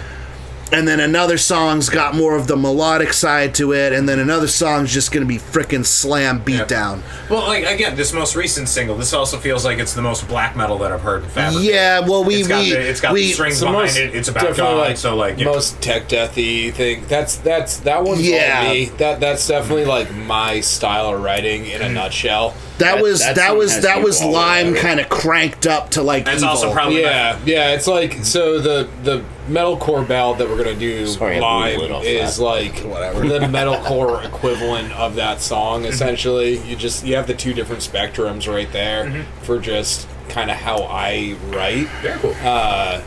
And then the one in between Ian's is the most like old school deathcore. Yeah. A lot of backing to it. There's a lot of sounds going throughout. Just it's super fucking cool. It's definitely a fun one. And then the one after that, since Matt blew the lid off, is it's the OG Fabricator song, the first one that was recorded with Matt, Nice. which was When Life Gives You Lime, Become a Better Fuck. Yeah, We're that's- gonna bring it back. It's gonna be a re-recorded, remastered, like remixed. Yeah, that's the metalcore ballad. Right, that's Yeah. the metalcore ballad. That's the Nice. metalcore core of the band. The first time that they brought it by this practice space, because sometimes we'll practice, like both bands will practice here if we've got some shit cooking. I actually ended up grabbing Kendall's guitar and I was like, oh, it's like riding a bike. You remember the octave part better. I remember the octave part and then everything else. I'm like, fuck this. I couldn't dude. even I couldn't even play the octave part today. I know, you just like, I'm just gonna play root. and then we've been throwing around a bunch of like just really dirty slam beatdown stuff that I have a feeling that's gonna all come together into the final single before we go back into the idea of writing like a full concept I've got album. a lot of like how dirty and evil can you get riffs that I've been just like brewing on for a while. Power chords on power lines, you know. Keep them coming. It's nothing but dissidence. So yeah, we'll be dropping like at least 3 more singles before we go back into like the idea of trying to write an album. But it's given us enough like time to space ourselves out, not feel overworked, and kind of regroup on what and try to Fabricator. figure out. You kind of have like hints as to what kind of direction you want to go, but you really want to flush them out in every kind of spot you can, and then figure out when you come back what you're going to do with that. It's allowed us to. Do you think really... you'd be putting these singles on the next release, or just single, and then after that? Will be I guess it really depends. So I think 2 of them. The metalcore one's going to be a standalone single, I think is what we originally were talking about. And then the other 2 are definitely going to go on an EP or an album. Probably a full length. We've never done like a full like 7 to 10 song album. I would have to actually. I would like to have a decent release for the next one when we actually do it. But splitting it up like that has given us a lot of time to actually individually work on each song and working into the set rather than just have that chaos of like, dude, we need to take a few months off and just focus. Really focus now on how do you make this the best thing? We found that balance. Yeah, exactly. Found that balance of playing shows and working and also on top of it. And also doing all of these recordings DIY, finally like catching our stride on like this method of mixing and mastering really captures. You can hear the progression through all of Fabricator's releases of just Ian fucking One of my favorite things about my new job is I get to throw an earbud in all day, so I've just been listening to my little Fabricator playlist for like just a couple of days. Well, let's put it this way: having this guy back around, the final, like the last, or I should say, the last release and the one that's going to come out after it. This guy, his brain is on it. Like I picked his brain and he was able to pull out the few of my favorite producers. He was able to pull out the few things that I miss and be like, hey, if you were to just do like this and this, like you would get that clarity that you're going for without losing the aggression that you go for. Because he's a little bit more reserved with his mixing, and I'm a little bit more in your face with my mixing, and finding a happy. That's why it's so funny to listen to both. Having his perspective on it to kind of dial back the few things that I was kind of going overboard on allowed me to really refine. Because Fabricator's first release was very bass heavy. The second release was super high end, like crisp and clean, but a little too crisp and clean. To where this one I really feel like is a good balance between the two. I love this new single. I love it so much. I do think production wise, I think this is so far the best produced single so far. And again, I wouldn't be surprised. You know, anytime you're going to put something out, this is the best version of it. This is our favorite thing. This is what we're doing. But again, I can kind of hear the progression a little bit. And you know, just going from like the first single to, that was also what I wanted to ask. The fact that you're going from like 5 songs to 3 songs to singles, like, is that kind of on purpose, or did you get some sort of reaction from 5 songs? I don't know if it was on purpose, but you can definitely see that like it's almost like we've tried to focus in more as we've gone to try and refine things. Sure. And when you have less that you're focusing on, it's easier for that refining to occur. Yeah. I mean, let's put it this way. One of the things Matt does with his mixing is if you're mixing like a full album, everything's done within the same session so that the sound and the mix quality is consistent. When I did the first 5-song EP, those were all separate sessions, and I'm going back and forth from session to session to get things to try and sound uniform. It's maddening. Oh my god, it was a nightmare, and I did it with the 5 and the 3-song EP. That's how Quick used to do things. We used to have a session for everything, and it was the most inconsistent method of mixing. It was so difficult to get consistency. Doing these last 2 singles that we right out the gate, we're like, we're going to record them at the same time, but we're going to space out their release. We did it within the same session, so there was consistency across the mixing process. So that at the end, you had products where you had 2 songs that sounded like they were mixed in the same session. I think it was so streamlined at that point too. It was so because easy. Ian spent years just figuring out what he liked, levels, other things. So when we went into those 2 songs, it really was a lot more streamlined than the last of the processes. However, there was a curveball thrown at me that I think I dealt with very well. The last release and the release coming after it is the very first time I have ever dealt with an actual live drum recording. Yeah. I've never had live drums before. I've always done MIDI drums and just made it sound as live as You just possible. sit with the drummer. You just program because we out never some had the parts right. You sit down with the drummer and go, "What do you play?" and you program it out. Didn't have the ability. We didn't have the ability, but now we kind of, with all of the different people in the scene, we were able to reach out to a lifelong friend of ours, Jesse Blanchette from Conforza, Ley Lines, Graveborn. Hi, Jesse. One of the best dudes in the fucking scene. Like, he's a legend. I love seeing the hat. If it was long sleeve letter, I probably would have shown up with my revival shirt. I love that shirt so much I might buy 2 more. He is by and large the fucking goat. He is the goat. Literally. He's I the haven't goat gotten of to see Manchester, him New yet, but I would Hampshire, love like to. without question. Nicest human being you'll ever meet. Yeah. Just genuinely one of the greatest. Go check out fucking Yeah, Graveborn, that's like Ley Lines and Conforza. Conforza, yeah. And Conforza. Yeah. Awesome So bands. this guy came to our studio, set up all of his shit, and recorded John 2 full songs of John playing, and didn't charge us a dime. What a goat. Didn't charge us a dime. What a dog. He was just happy to hang out with us. That's so fun. It was a great time. So thank you, Jesse. Fucking shout out to him and everything he does. His recording was, even though it at the time I'm sitting there going like it seems a little janky, the product he got was more than enough for me to work with. It was incredible. It's awesome. Yeah, it's great. So getting my first chance to work with live drum recordings was a little bit of a curveball in the recording process because I had never done it before. But once I figured it out, layering it all on, it was just like, oh, this is like what it's been missing because there's only so much that like MIDI can do. Like, it sounds great. What they have nowadays sounds phenomenal. Mm-hmm. It never sounded this good before. Yeah, that's true. But between, like, you know, you got Get Good Drums, you got like Superior Drummer, the stuff they have out there nowadays sounds really fucking good. Yeah. But you'll never have the feeling of like you know, you gotta have there's something authentic about one beat being fucking 0.32 seconds off from where it was supposed to be. Yeah, it feels raw. Yeah. There's just that little bit of humanity. To contrast, Quick is the complete opposite.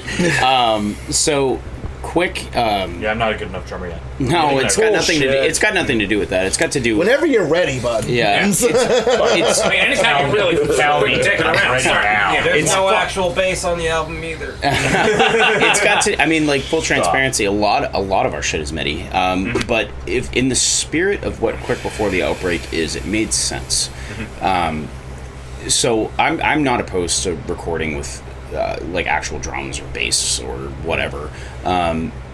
Quick Before the Outbreak in and of itself was always a DIY project.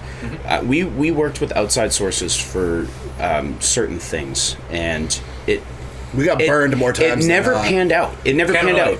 The best work that the band ever did was in his hands or my hands. Yeah. And it felt like the most honest representation of Quick Before the Outbreak was to keep it all in our hands.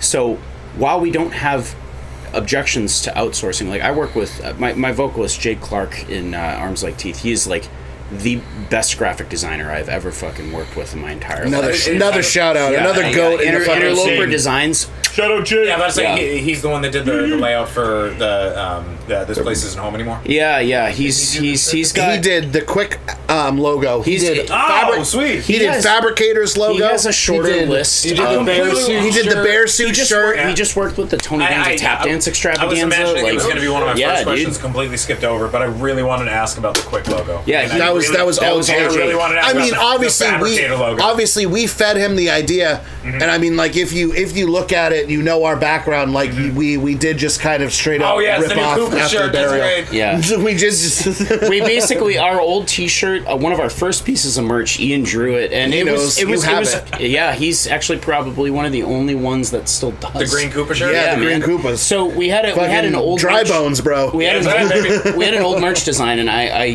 got introduced to Jake actually at our return show. You introduced him to Yeah. me right actually in this room, and The old house show. Ye Old House Show. Soldered together. And I showed him the old Koopa design, or maybe you did. One of us did. And I was like, I would love to do a throwback to this just to honor the history, because the band at this point, like, it's a historical representation of what it should have been in my eyes when I go into mix, when I go to the visual representation of it, what I wanted to do with Ian when we were young. Right, what we were going for. we were that we trying just, to- we yeah. just Finally- never had the skills at the time Yeah, to like, We put it finally put forward. the 10 years into master what we Right. were trying to do. 10. Yeah. 10. We just I had know, our we're pushing we just had our 50. We're we going- just, yeah. we just had our 16th birthday. Yeah. I was about to say, as far as guitar playing goes, I'm about to turn 20. Yeah. Yeah. So basically, I showed Jake this design, and he just fucking blew the goddamn Yeah, doors knocked it off out of of the park. Yeah. So Knocked it out of the Right, So- in that case, I mean, yeah, is we fucking great. we outsource things that we can't do, but as far as like mixing and stuff like that, I try to keep it all in house because I'd rather make mistakes, and I'd rather be honest and be like, this you is can learn where from it. Well, it's not even. I mean, know, yes, we gotta yeah, you show can them. learn from it, but I'd rather people listen to like, where were we at as people Yeah. when this album happened? That's why where you're were we making a- at? that's why you're making a skill-wise? record. Why why did we make the decisions that we made? Why things sounded the way that they did? And then if you listen to the record progression or the release progression, you'll see that things changed, and it's I feel like the most honest representation of us as people. accuracy. Yeah, exactly. Yeah. So if we It's consistent, the most honest version of if we yourself in the moment. if we decide going forward that that's what we want to do while maintaining historical accuracy of what we did, but that's just the progression at this point. Then it's something that has to come collaboratively from the five of us. It's five to say go, one to say no in this band. But as of right now, That's another good line. our limitations are a space to record, and we're fucking broke. Can relate. So a lot of what happens is in my spare bedroom in my apartment. Right. Like I track a lot of the guitars. I get these guys over here. We make final decisions on notation and like song structure mixes. I wanna talk live about backing two secret tracks. covers. One of them is just completely him in that side room, basically in one afternoon. I thought that I was going to show up and learn a song. And then the other one was fully done at Fabricator Space, which is just, thank God for Morgan storage. Yeah. And a nice set of monitors. When are we can't- putting out Kill Switch and Lamb? I can't stress enough how important our relationship with Fabricator is, though, because of the constraints of like where we record. It's a fucking bedroom in an apartment complex. I can't have someone fucking summoning the devil. Right, so And, you know what I mean? all the vocals for Quick Stuff is recorded at Fabricator Studios. Right. So our our friendship with Fabricator has been not only like fruitful in like a enriching sense, but it also is super helpful in our recording process because his brain is all over it, my brain is all over it, and then the first album I feel like was I put it out and I was like, this is what I envisioned Quick should have been.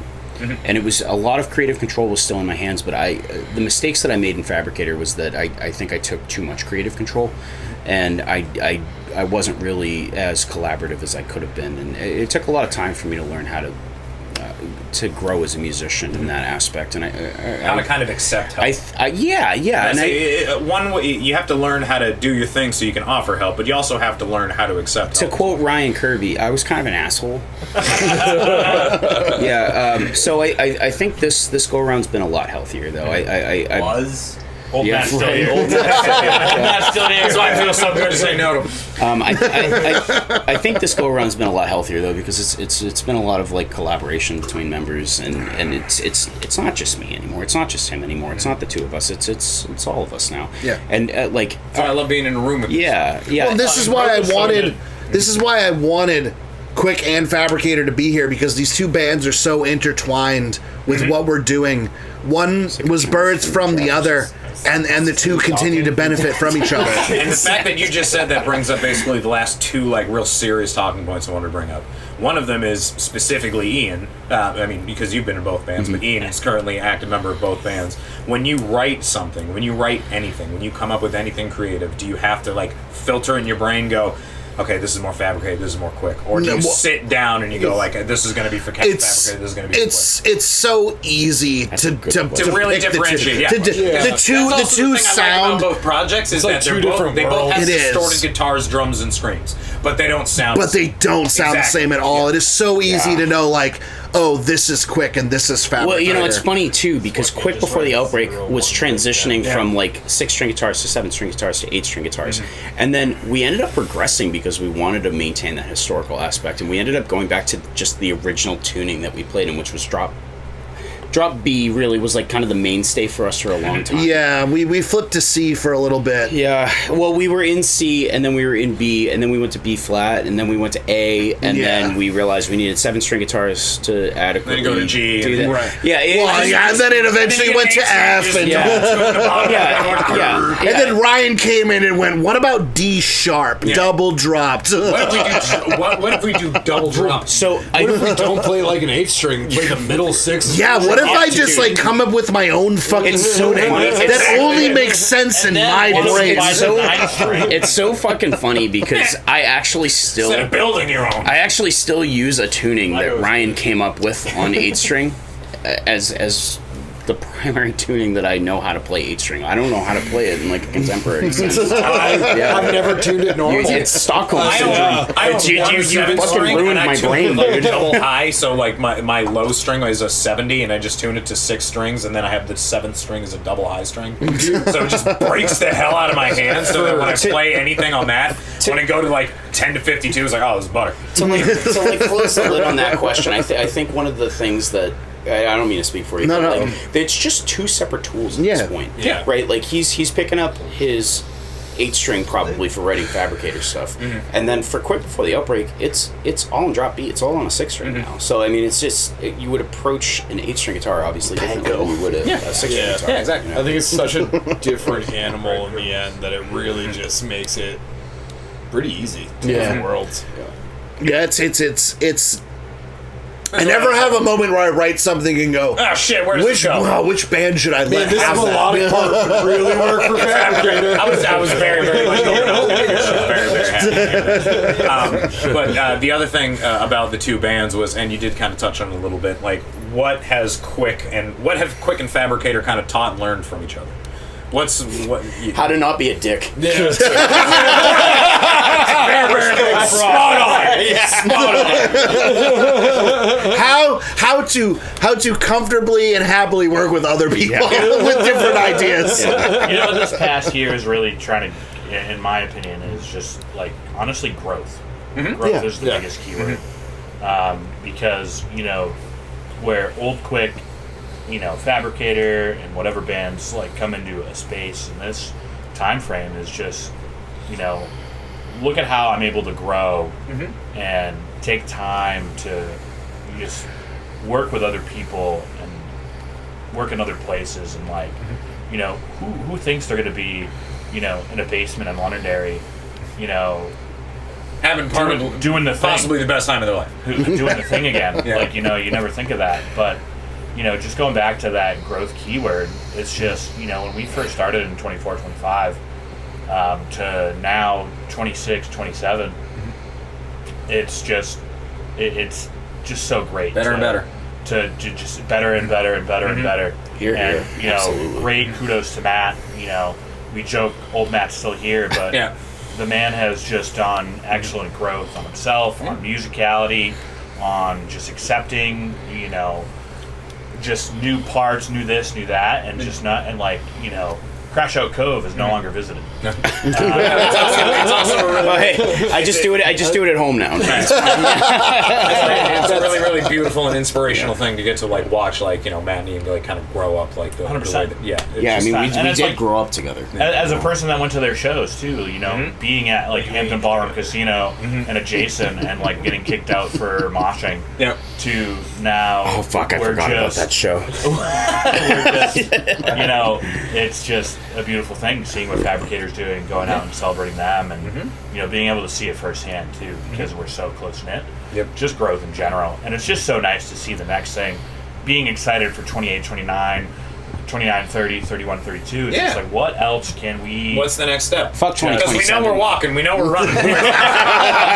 2027 is going to be a major hiatus from both bands. COVID's coming back. Yeah, COVID's coming back. I think that was perfectly said, though. I think growth is really the biggest thing for both bands. I mean, we've taken so long as Fabricator to get to the point where we are, where I think we finally have that blend, that lineup of people that are just on the same page, thinking the same thing. Whereas now that we have John, I mean, I can just work riffs out.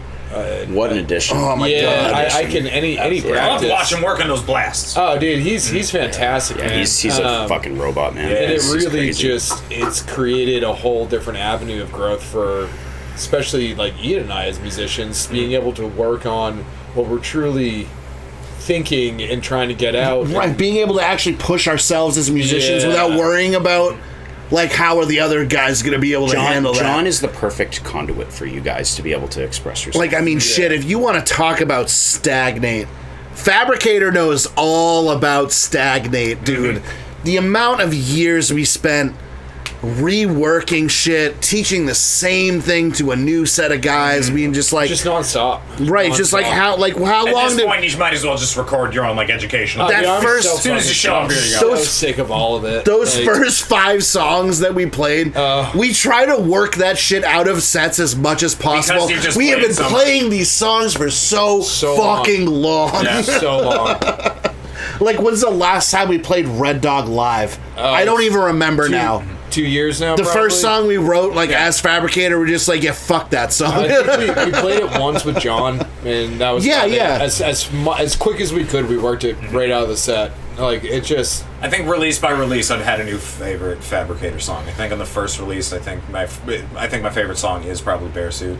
My favorite song on the next release is Gravel Pit, and then the third one's a single. And it is, I mean, not only do I think it's probably the best produced Fabricator song yet because you keep getting better and better, but it's also probably my new favorite Fabricator. The song's a fucking banger. Ryan wrote that all by himself, and that song is a fucking To be banger. fair, fucking man, banger. everybody's fucking favorite song is Gravel Pit. It's true. It's fucking true. Which is a song that Ryan and I wrote together in probably 2 hours. I came up with the main riff in my bedroom. Was like, here, check Hear it this right out. now. And he just like fucking started like he took that riff and just started adding to it. And I think legitimately 2 hours. that Probably song's about done. 2 hours It was of the work that second song was done. we ever did. Yeah. As like what Fabricator. That was another now. thing, right? Gravel Pit and Bricks, those songs were written when we recorded the first EP, but we kept them off it. Yeah. Or was it just like, oh, these don't fit here, we're still working on them, this is going to be its next thing? I think at the time it was we were really dead set on the idea of a 5-song EP, and we were like, these are the ones we want on it, And we'll do these as and we'll do these as another release later. That's smart. And just didn't really think about how well like that worked out in our favor. Yeah.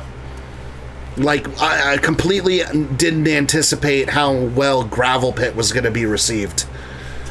And so, like, having it for the second release and just being like, whoa, that's a fucking, this song dries. And we were just like, yeah, it kind of does, doesn't it? I thought at least the other two were going to be better than that. You know? Anytime you start doing the metal nerd thing, like I just got a new job, so I'm talking to new people and whatnot. Anytime you start doing the nerd thing, like Gravel Pit's one of those songs that I can bring up. It's like, you got to check these guys out. You know, like, these are my buddies. I love these guys, but Thank you. this is gonna knock your entire. This was also, I think, the block off. first, I think that was the first lyric video that I had ever done. Yeah. It was, and it Yeah. fucking came out great, man. Yeah, I love that one was fucking fantastic. That's how I kick my mornings off sometimes.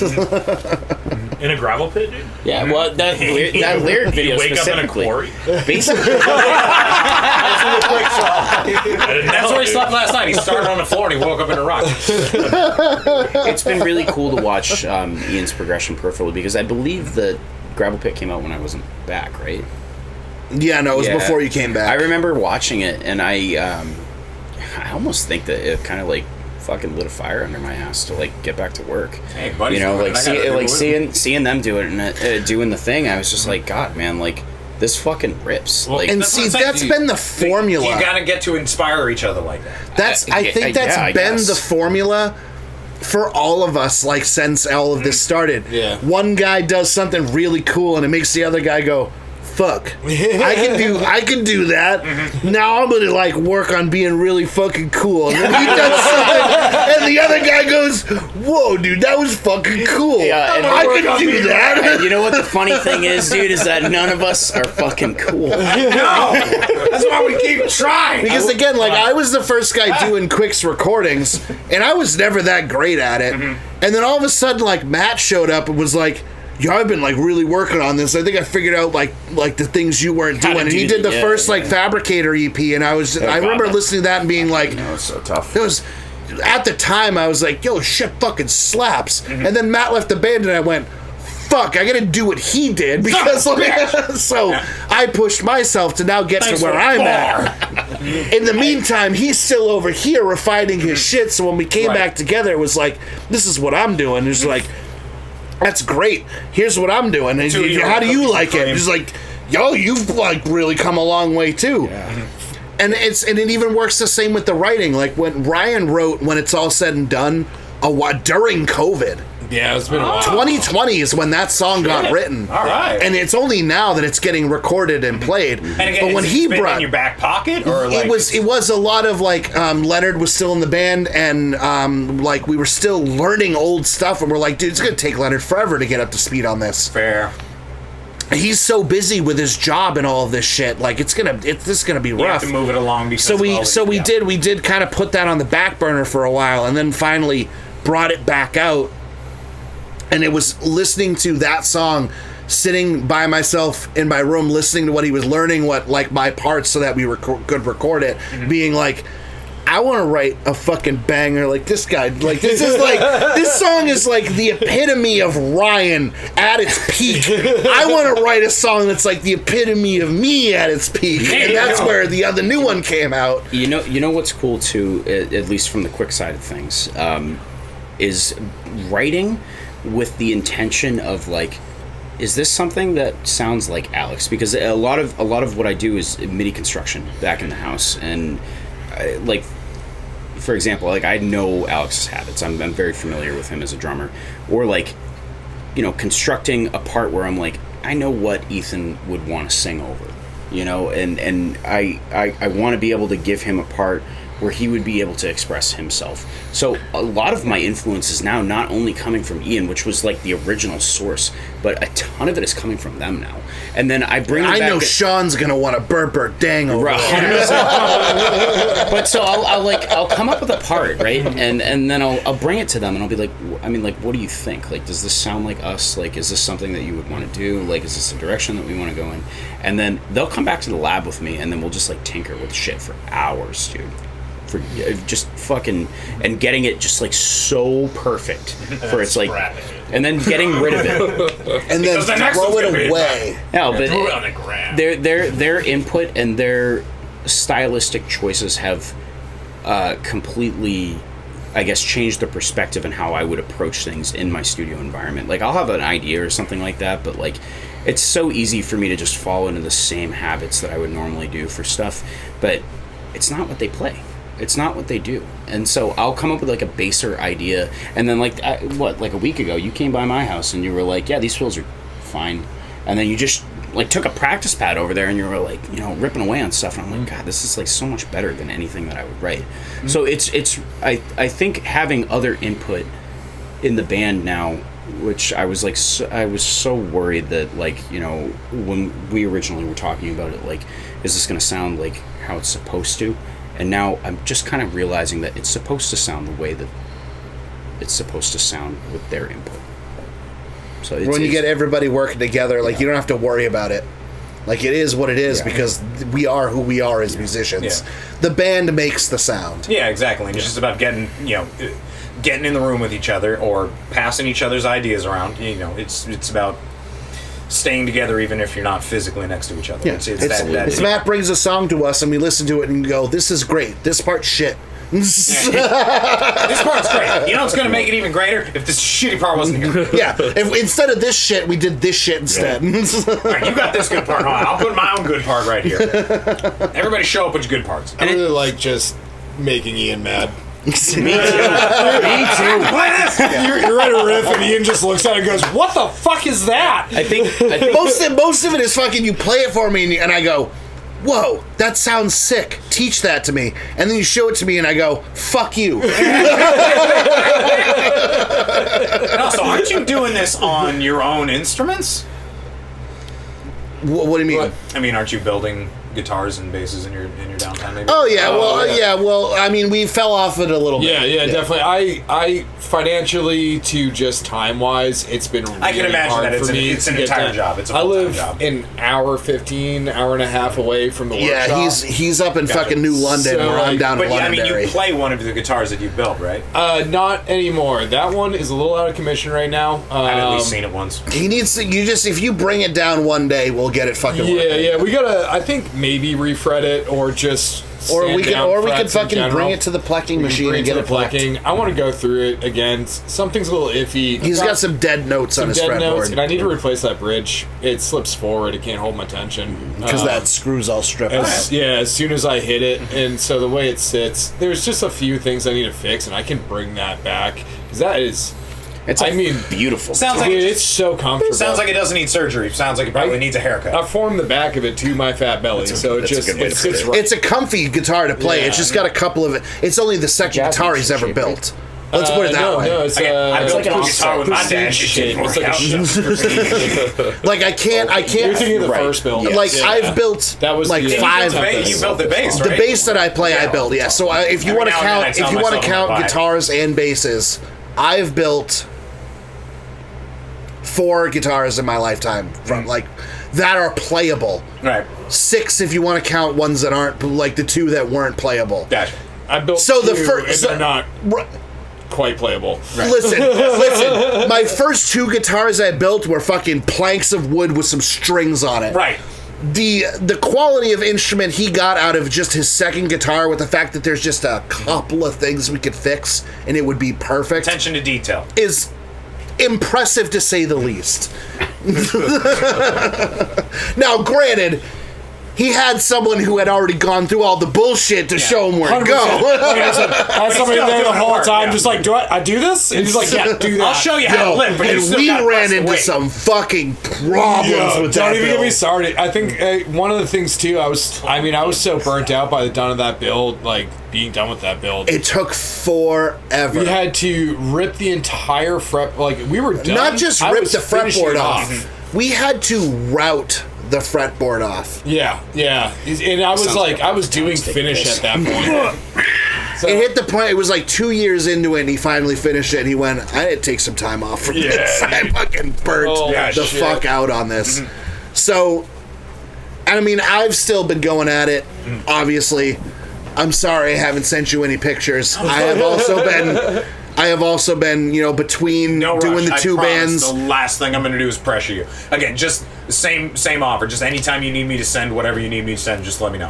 I have to go and figure out exactly how much the you next paid me because I've forgotten. Fair. It was all on my old computer at Yeah, work, that's not and even now I'm for in this once. new warehouse and I have a new computer. I trust you. Just let me know how much until I can get it. Because as soon as that one's ordered, I'm going to ask for another one. Also, Let's do a 9 string. the tariffs fucked me for a little bit I can understand that. because I wanted to make sure that I had a scale template for the 27-inch scale.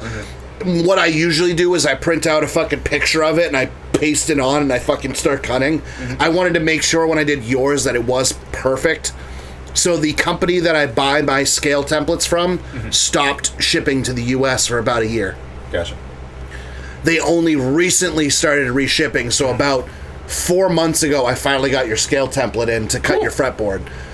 So I hit a point where I was at a still. I was like, I have to start working on the neck, which means I have to cut this fretboard, and I had to wait for months before I actually got the template because they stopped shipping to the US. Right. So the fretboard's cut. I started working on things again like a couple months ago. I started getting back into it. So I will update you on where it's at. You make some of my favorite instruments. You make some of my favorite songs. You make some of my favorite bands. It's been an absolute wild ride to get to be your friend this entire time. It's been wildly inspirational. It's been incredible. So thank you so much. Listen, bud. Yourself. We go fucking back, man. Mm-hmm. If we go all the way back to the beginning of this timeline. Yeah. Beneath the Machine got Quick Before the Outbreak their first fucking show. Because of goddamn Brian Schmidt. Yeah, right. Pulled it out. No, I fucking love that. Man. That fucking guy. I wish I got to help him. Move I mean, the you other know day. Brian Schmidt. Schmitty. Yeah. Schmitty, dude. Fucking Schmitty. So this fucking guy is just like, hey, I'm in this metal band. Your metal band's looking for a show. We're playing this show at Paul's fucking pub in Methuen. Fuck yeah. Play Paul's Lorna Pub. Shore there. Fucking Paul's pub in Methuen.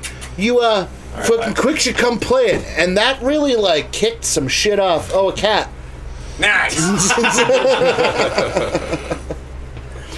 So like, but like you're entrenched in this lore just as much as like the rest of us. I love that I am. This stuff kind of saves me anytime. This is the brightness anytime things start looking a little Hi, dark. Pankathy. Oh, let's start passing the cat around. We have several This is our band mascot. animals too. Excellent. What's her name? Panko. He's the one that's on. He's literally this tablecloth. That's great. Panko. It looks like he feels pretty good. He doesn't look like he feels too crummy for being named Panko. Nah, dude. Who's your goat? But Cat. well, sorry. God damn it, Sean. We're And then the big boy. Oh, hey, hello, friend. Truffle. Hi, Truffle. Truffle, what's your favorite Fabricator song? What's your favorite Quick song? He's like, I hate was both gonna ask- bands. Yeah. I'm gonna knock this camera. Oh, there it over. That'd be goes. really funny. Oh shit! Good job. Wow.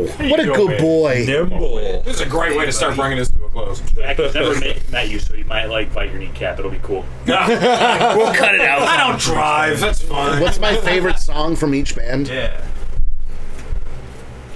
What? My favorite song is Gravel Pit.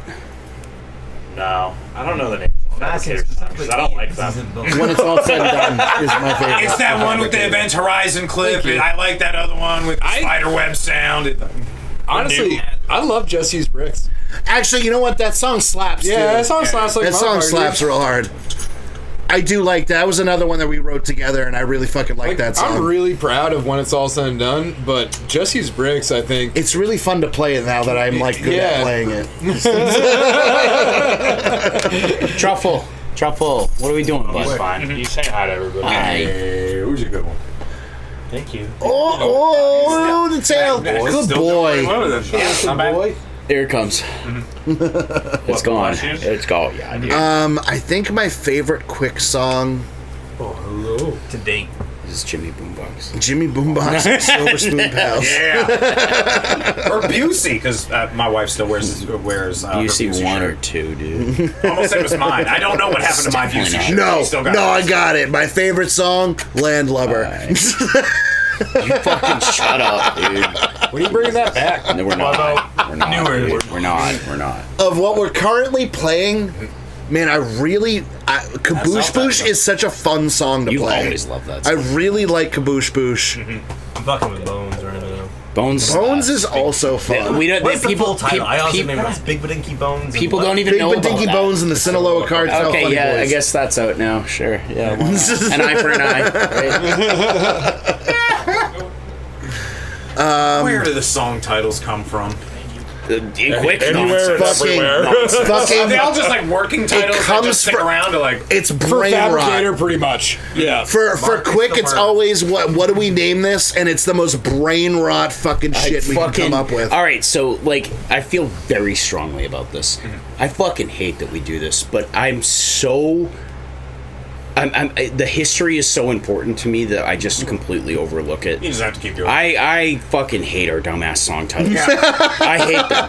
I hate them so fucking much. But I do it because it's It's It's quick. it's quick. quick, dude. It's quick. It's Jimmy all- Boombox and his Silver Spoon Pals was ripped off from fucking American Dad. Yep. With an episode where Steve was hanging out with a kid in a wheelchair who was a rich kid, and fucking Stan was like, I don't want you hanging out with fucking Jimmy Boombox and his Silver Spoon Pals. And we were just like, that's a fucking song title. Put it this way: if we told people about our song titles, we would have to go into hiding. There are. Gotta check There's out the some. song. Oh, what's it called? Nah, don't worry We about can't tell you. And- Like if you were to ask me where Kaboosh Boosh's loss no, came from, I no, couldn't answer. no, I can't answer that. next question, please. Adversary.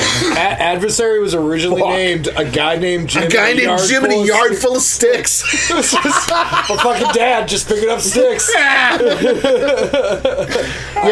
So Fabricator sometimes starts with goofy names that are working titles that get like, because Corey doesn't like the goofy shit. I'm really mad that we caved in on Corey on this one, but Nothing But Rot, its working title was Complimentary Queef. I still wish we kept that. The CQ. My favorite Fabricator song is Snakes. I love Snakes. I don't know no snakes, dude. I love you. Snakes a 1, lot. 2, 10. That was before I wrote this next one that hasn't released yet. At the time, that was like my fucking. I was just like, I need to like put everything I can into a song. I even fucking pulled an old riff that like from we mentioned at one point before Fabricator was the thing when we were writing and recording, we were going as Behold a Pale Horse. That was a fucking Behold a Pale Horse riff that I remember that fucking riff. pulled Yeah, into just now. Fabricator. It's like he finally worked it out. Yeah, fucking sick. And then we put out that EP, and that song was so poorly received that I was just like, "Fuck, I suck at writing." Apparently, so to hear that's your favorite, thank you. Snakes is cool. Banger. My favorite It was a quick good riff. song is something that's not released yet. And do I get You to hear can it soon? just say it, dude. Yeah. Whatever. Gorgonzola Bolognese. Nice. When do I get to hear this? When do I get to Never. experience Never. it? It's gonna the get only scrapped. song I don't know what it We'll play a sound clip of It's not it. making it out of the kitchen. We'll play a sound clip of it right here. Listen, It just played. So Right. I'll pull it up, dude. You want to play it now? My favorite quick song is Landlover. Deep Come cut. on, dude. Yeah, Deep it's your cut. favorite song. Play it. I really liked Jack's Rose Like a Boss. I really like that saxophone neck. I really like that. La la la la. Was that the one? Yeah, fire. La la la I la. like You know what? If I were to pick my absolute favorite quick song, it's probably Bullaloo Fire, just because of the lore behind oh it. yeah, that was the first one that The fucking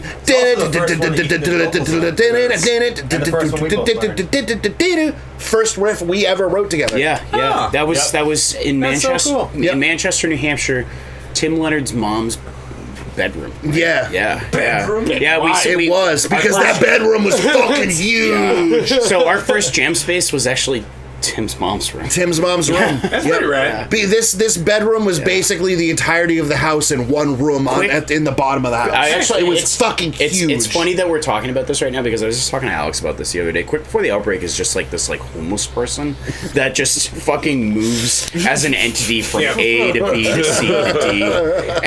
And right now it's currently haunting this house. Nice. Wait, I love singing it here. Soon. because of that statement, you guys need to write a song called Daytime Pajamas. All right, it's happening. I can't wait. It's kicking off the next record. What are we talking about? Favorite quick songs right now? Yeah. Favorite quick song, favorite Fabricator song. Ethan, what's your favorite quick song? We're going down the line here. So, like, of the songs we've already put out, I'd have to say OMG is probably my favorite. Yeah. It's a good one. It's catchy. It's like the most like Lyrics like early metalcore, rock yeah. core. Feels like that one would probably song. get the video. Yeah. Rest in peace, my brother Dave, who named that song. Yeah, Brian, if you're watching this, I totally ripped off the Jonah Veil when I was writing that. Reminds me of, like, in a weird way, like, Therefore I Am a little bit. Just the, like, catchiness of it. Yo, even funnier, Laura, the case that I have for my my guitar cab is an old Therefore I Am case. We bought it off of them. It's still if you come to one of our shows, it's still spray painted on the bottom of it. Yeah, it's on the bottom. If you pull it, we left it there. We didn't Actually, cover there's it. some Therefore I Am lyrics that somebody like sharpied onto it, and I didn't have the heart to get rid of them. Yeah, no, you got to leave the lore. He's gonna have to ride him. Yep. All right, favorite. So I know. Fabricator. Well, yeah, you're not like super into deathcore, but like out of the stuff you've heard, like I really like Bear Suit, and I really like the one you guys just put out. But the one you were playing earlier is fucking. Oh, was that when we were setting this shit up? Yeah, yes, dude. I was like, oh my god, that's the one that. What was that? Snakes. Yeah. Oh, that was Snakes. I don't know no snakes. Yep. But Wow, Ian, 2. Are you gonna live? Dude, you're gonna blow I don't up. know why people fucking, I don't know, like we released that album and it seemed That's so right, poorly so hard. received. I was like, alright, apparently I suck. I legitimately thought that was like some of the best stuff that came out this year. Like, That song's real fun. right, we're going down I the line. thought it was sick when I wrote it. Sean, what's your favorite? What's your favorite quick song? Overall, probably one of the new ones, Bones. It's fun to play. For the stuff that's been released, probably Oh My God. Nice. For Fabricator, the new one, when it's all said and done. Yeah, that one fucking rips. It's a ripper of I've a been listening to song. that one on Yeah. Spotify. I have to keep listening to it. Aw, thanks, man. Which direction is the line going right now? Now it's going to Ian. No, I already did mine. I already did mine. Yeah. Bush is lost. What- Doesn't matter which way. I already did both.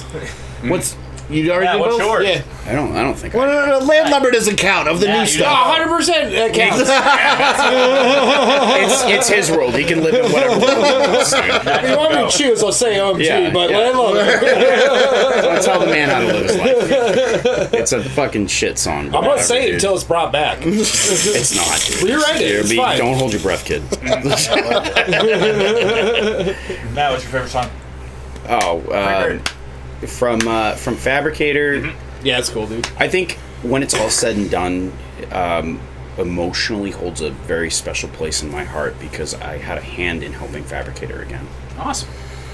That was That's really cool that I got that chance again in this life, you know? So, yeah, thank you.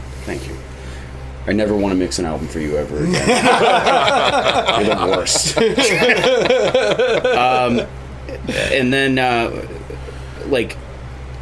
Gravel Pit was cool though because Gravel Pit also was like really, really special to me in the sense that like I saw it from afar and I was just reminded me how important my friends were to me.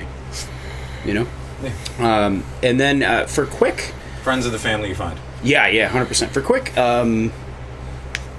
it's tough because the first album was so special to me because it was something that I never thought would come to life. And it was just shit that I was just kind of fucking around with when I was just out and about, like just doing things outside of music. I never stopped playing guitar, but like I wasn't playing in bands for like 6 years, you know? And it's cool that these guys cared enough to believe in it and still believe in it and still play it, you know, like out live and we get it as into it as we do, and like it's just received by other people so well, and it's just been cool, you know. It's really cool to see what we were trying to do as kids be something, you know. And then Tell you something great. I think from the new album that we're doing, it's not an album, it's an EP, but the new EP that we're working on, we've kind of like loosely talked about it on social media and stuff and like with people, so it's not real. I don't really necessarily think we need to keep it a secret or anything. Do we? Whoever said shush? Hey, we're writing an EP. It's gonna be cool. There's like 4 there it is. songs on There it is. 4. I just say it's like the most politician answer I've ever heard. You just answer the fucking question. Yeah, dude. So Yeah, what's your favorite song? off that EP, Think about it. probably Bones. Bones is from a really bad time in my life. And it feels good to get it out. Or Yeah. You can revisit the song without I think having to so. revisit that kind It was of moment. it was really interesting because Ethan is an incredible lyricist. The shit that he writes, like I could never even I'm a begin to fan. touch.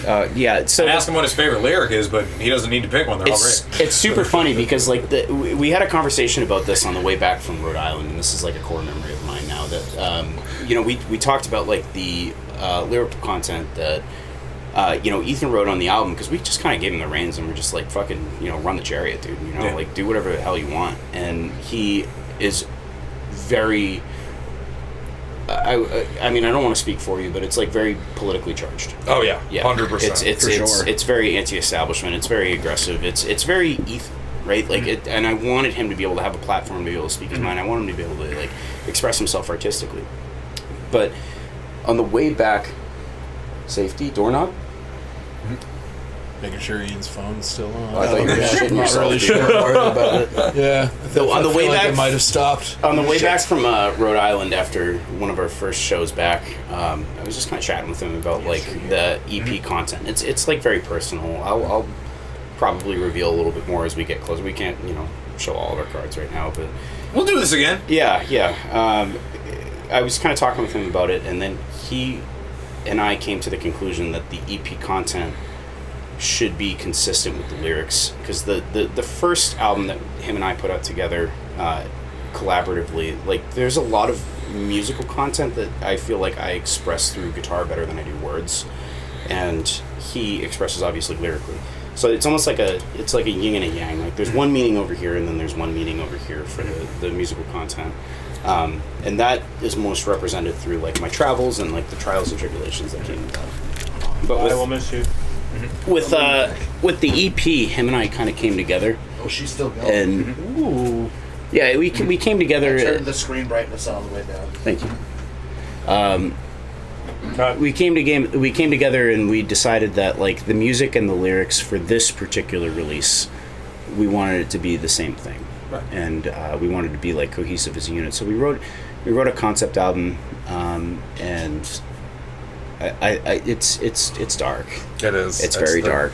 It's about some like really visceral shit. And from what I understand, I'm not going to get into it or anything like that, but from what I understand, it's hopefully going to be this gateway from this horrible thing that happened to this, the thing that it can become. It was. Oh, yeah. It was. I mean, from both of our perspectives, the content that was written on the album, we wrote them in parallel to each other about our experiences, but they both come together in the commonality that they are about the most traumatic experiences of our lives.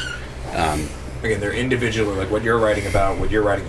So what you put in the guitar and what you put on the microphone, those are both absolutely, sincerely, really, really deep, things that you went through, but they're individual to yourselves. Yeah, like, man. Did you have a conversation with the two of us? It was like, this is what I went through. Yeah. We did, and I did try to work in his experience like with my Right. experience. So there's references to what happened to him, and there's references that what happened to me. But it's similar in the way that it affected us. So that's kind of how we're. And because it's a song with a band, it's Yeah. basically something you went through, it's something the five of you go through together.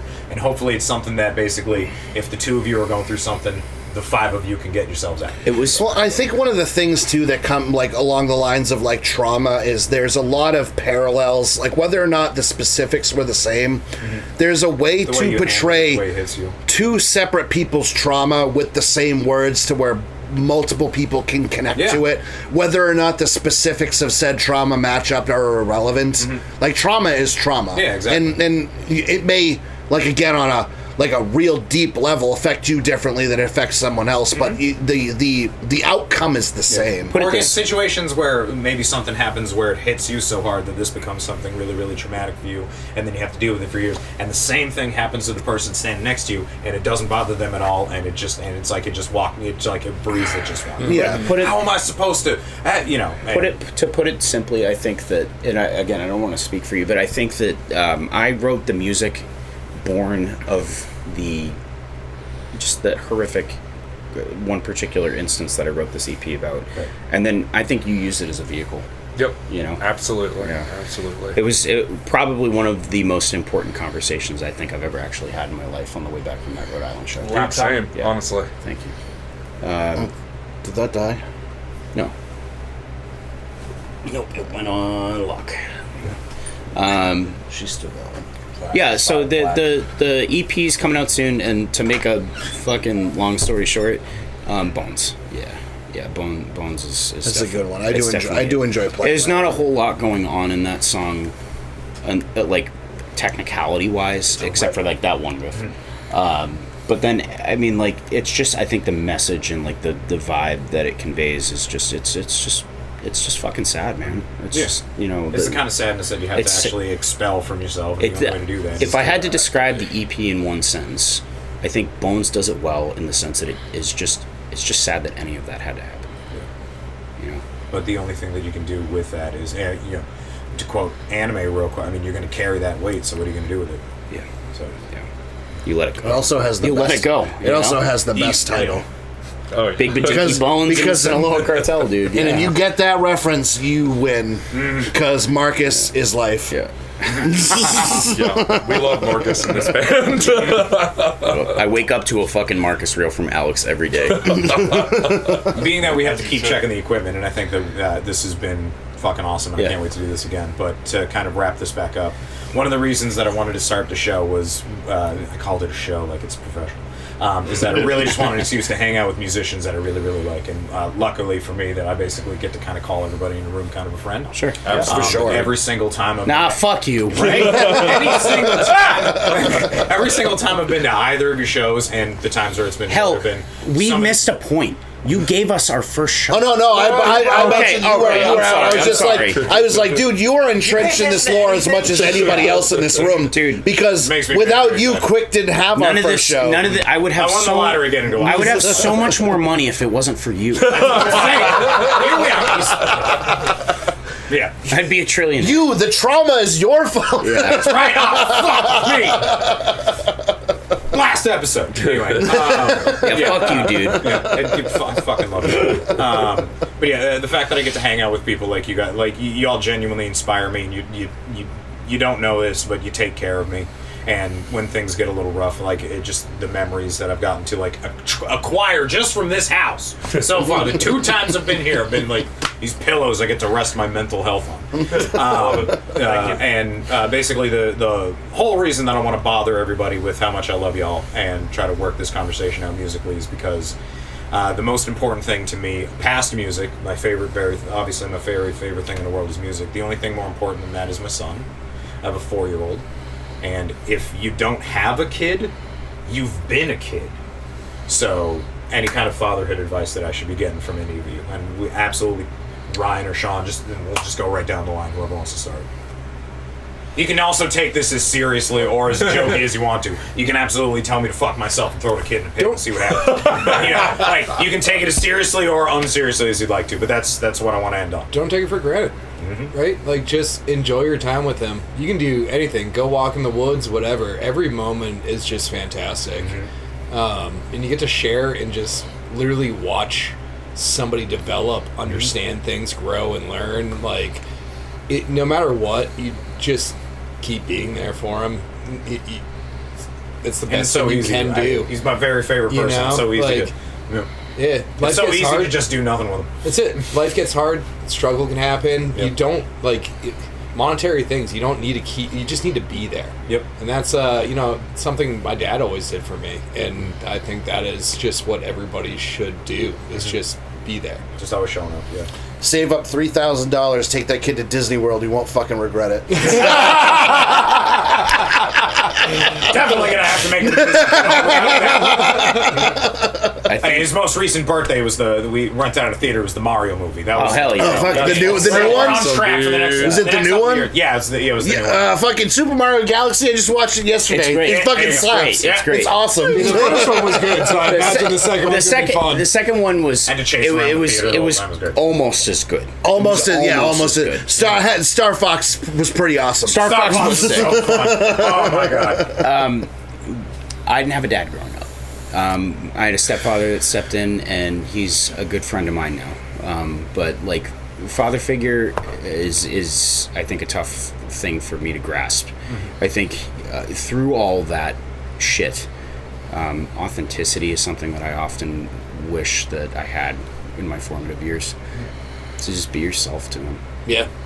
Absolutely. Yeah, whatever that looks like. If that means fucking playing in Devil Inside Us and bringing him in earmuffs. Yeah. That's Yeah, like- that's cool to me. My very favorite thing about being a parent so far is that I really want him to find his music.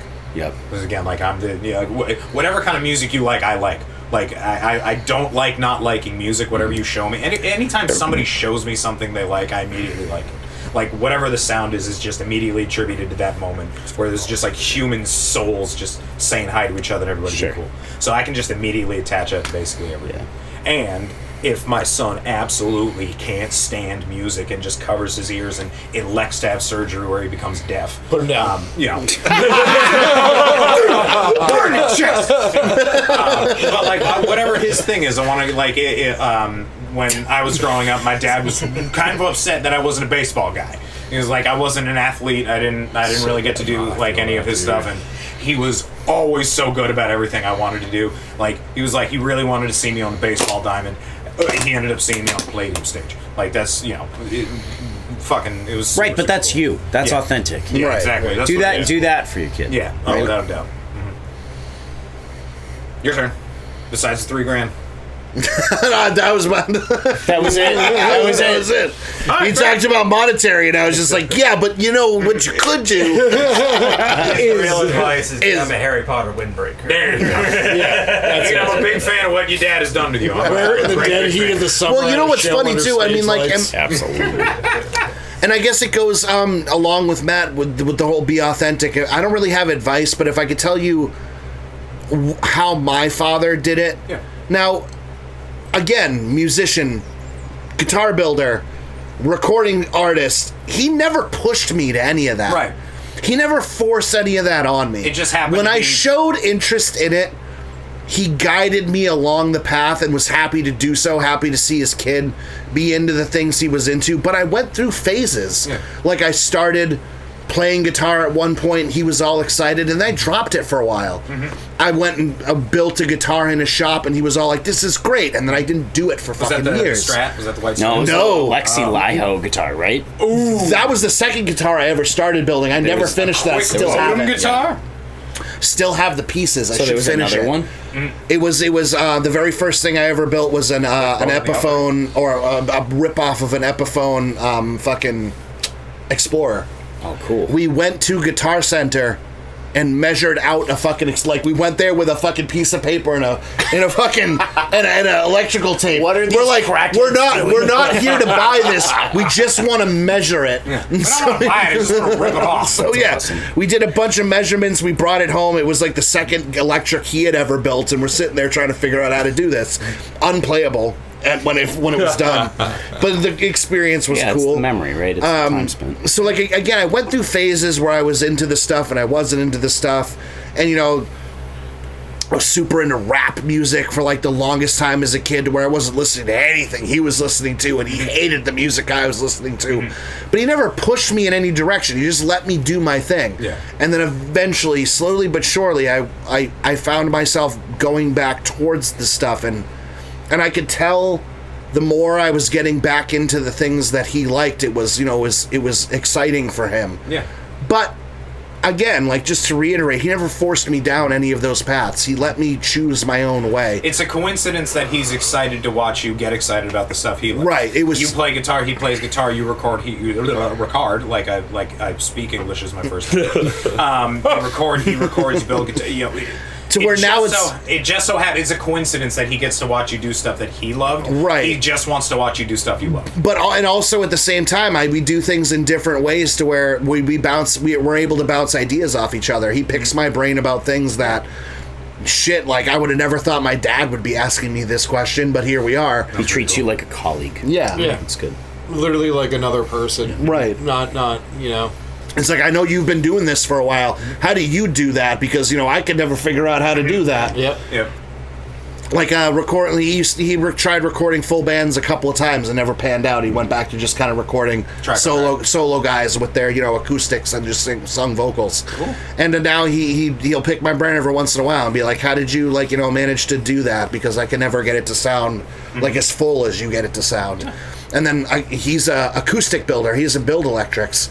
So there will be certain Beautiful things. acoustic Oh, guitars. he's They're incredible. amazing. Incredible. He's amazing. Siren Yeah, guitar. Siren guitars. Definitely look Again, him up. as soon as I trip over a lottery ticket, that's one of the first places I'm going. Dude, he made one where you had a treble side and bass side to the top, so you could play percussive on it and get different tones out of it. Oh, like slap And- guitar? Well, he had basically like he slapping picked the wood. he and picked stuff, a like wood. Andy McKee and Cocky King kind of stuff. He picked two different pieces of wood. The top was split, like book matched, which is what they usually do. But the top wood was like a cedar that had a super bright sound. Or no, it had a deep bassy sound, and then the top was some walnut that had a really like tingy like bright sound, which complemented the lower strings on this side and the higher strings He on even this like side. slightly chambered it differently on the inside. Like the dude's a fucking genius. Yeah, with his guitars. It's amazing what he does. He's a true master luthier. Yeah, he's incredible. But yeah, just, you know, the acoustic guitar I play, I got from my granny who bought it at $100 at some sort of shop, at some sort of like a Costco or something like that. And I went to see with my wife's family. I think it was like Wizard of Oz or something like that, the Wang Theater. And right at the end of our aisle, like the letter was coming off, so it just said G. So I grabbed it, and that's on the headstock now. Hell yeah! So it's my granny guitar. So it's that's perfect. Awesome. Yep, that's the only thing. but yeah, so, you know, don't force anything on. Let him build. Let him forge his own path. Be there to guide him. Be there for him on whatever path he chooses. Tell me if and when you fucking wind up, like, you know, meeting up on some of those edges of the path, don't take it for granted. Be grateful and fucking enjoy it. Tell him if he's being dumb, but Yeah, you know, don't let him smoke crack or anything. No, it's kind of like, whoa! What's wrong with crack? he's 4 years old. He just wants to climb to the top of everything dangerous. And Yeah, that's right, when he right. does that. Like the way that I let him do that is I just put my hands just far enough under him, like under his armpits, just Or if something, He falls, yeah, right. If he falls, I'm gonna catch him. Yeah. But if he does this on his own, he did it on his own. Let him explore. Yeah, Yeah, exactly. let him fall. He'll learn. Yeah. You can't It's, say, hey, I'm not hey, gonna protect him. I'm not pain gonna protect is him the from best teacher. consequences That's how he of got his own shot. actions. If he wants to troop down a couple of stairs, hey, that happens. If it's the top of the stairs, I might have to intervene. pain is the best teacher. Yep. Pain and failure are your two best friends. Why do you think Quick Before the Outbreak is still around? All right, what's your advice for him? All right, man. My past with my dad is extremely complicated. We have a good relationship now, but he was not a fantastic guy growing up. So what I would say is just be the person he can come to when something's wrong. Don't be the person he's afraid of when something bad happens. Like, if he did make some mistake or like whatever, just, you know, be like, hey, that's bad, but like, don't be afraid to come to me like I'm your dad. You know what I mean? Yeah. Like, I guess that's the only thing I could really say. He's a great big fan of hitting me in the nuts. And every single time he's been like, Daddy's not mad, it just hurts. It's Okay. Word. You want to laugh and be proud, but you're like, don't do that again. Please don't. Oh my God, I love you so much, but please don't. Yeah. Yeah, that's my advice, I guess. That's awesome. Thank you so much. The subject blows. I lost a lot of my family before I turned 30. So, you know, my best advice is don't die. I'm working on that. You're doing great so far. Thank you, man. But yeah, just be present. You know, my dad was present for a lot of it. There was a point where he wasn't, and it's kind of like anti-advice because, you know, without him being distant, I wouldn't have found the music I love today. Right. And I wouldn't have gone to 100+ shows from the time I was, 13 to the time I was 18. And it's the kind of stuff that almost feels like it's not just metal; it's armor. But it's funny, like the fact that he wasn't there, like I got into the deeper stuff. That was also my brother. But for him, like some of the best times ever, like listening to Hatebreed, driving down, downtown Maine. Rest in peace, Dave. My dad and my brother both named Dave, so R.I.P. The Daves. But just like with my father, like just me and him just goofing off, listening to Perseverance, on repeat, just just be present, presentation, being present in now and then, just they're gonna have core memories for just you being there. Like he didn't have to do anything special to be, my rock, my flame. Just I always knew I could count on the guy, and to this day, I wish he was still around at 31 when I lost him at, I don't even know, 26, I think, right? Fucking, it's a blur. No, I passed, totally and understand. Yeah, that's. It was just one of those things where every day I wake up and I'm just being able to call my father would be the best thing in the world. To not only just ask him for advice, but to just be like, hey, what's up, dude? Yeah, but I say not just to What's talk been to going him, on? not just to talk to him, just to listen. But, you know, he was also just like himself, too. Like, be yourself as a father. Because, you know, some of my favorite memories, too, going back is, like, he would call me and be like, dude, you ever, like, take a piss, wash your hands, and then have to take a piss again?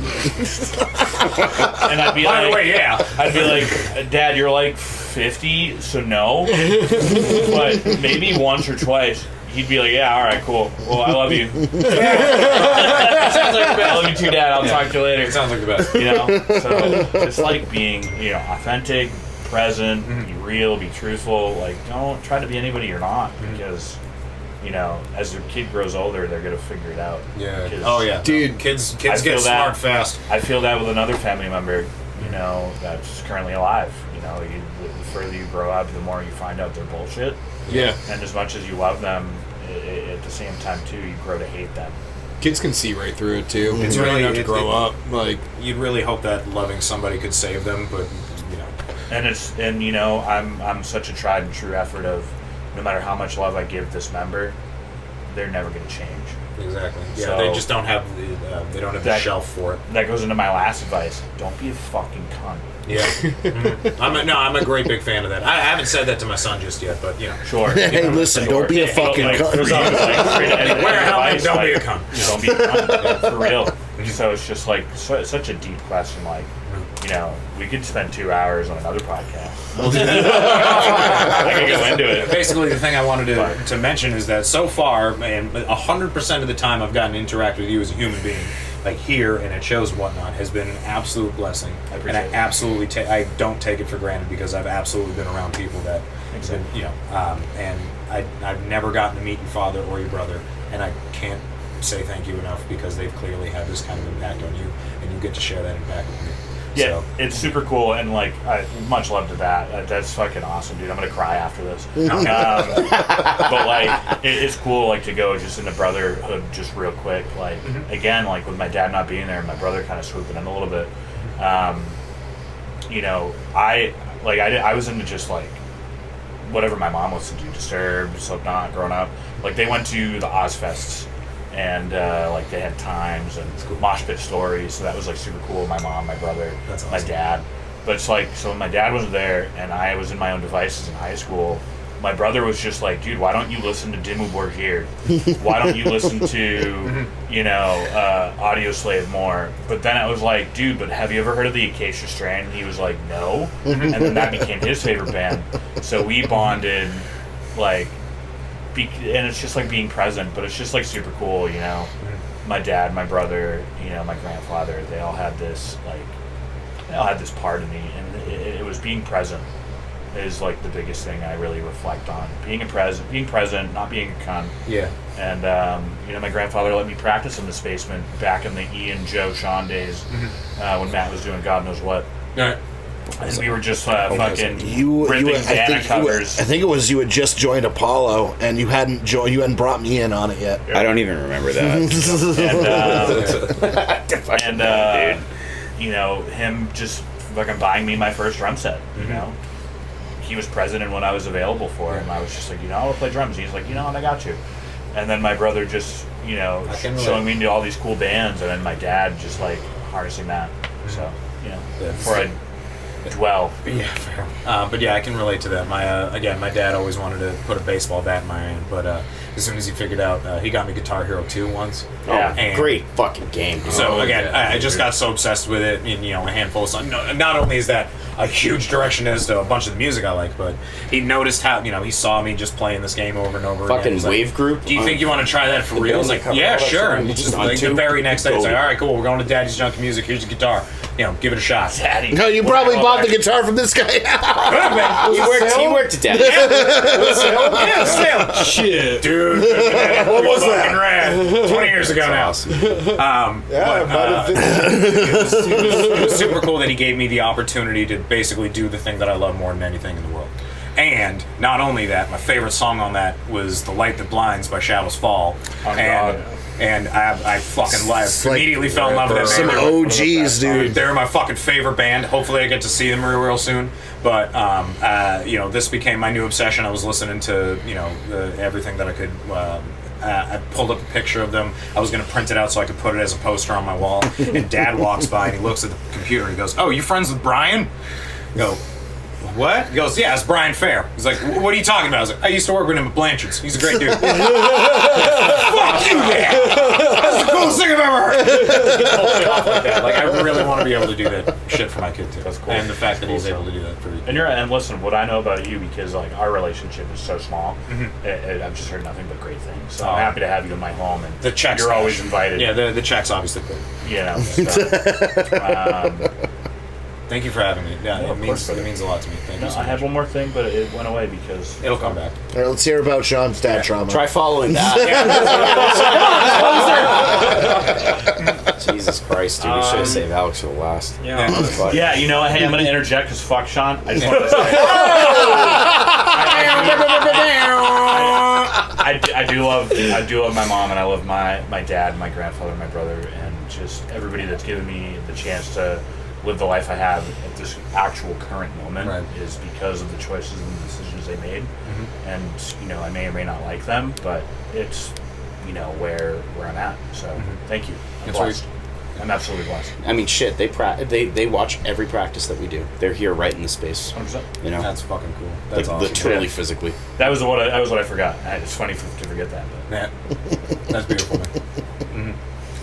Next! One more time, Sean. No pressure. Yeah, right?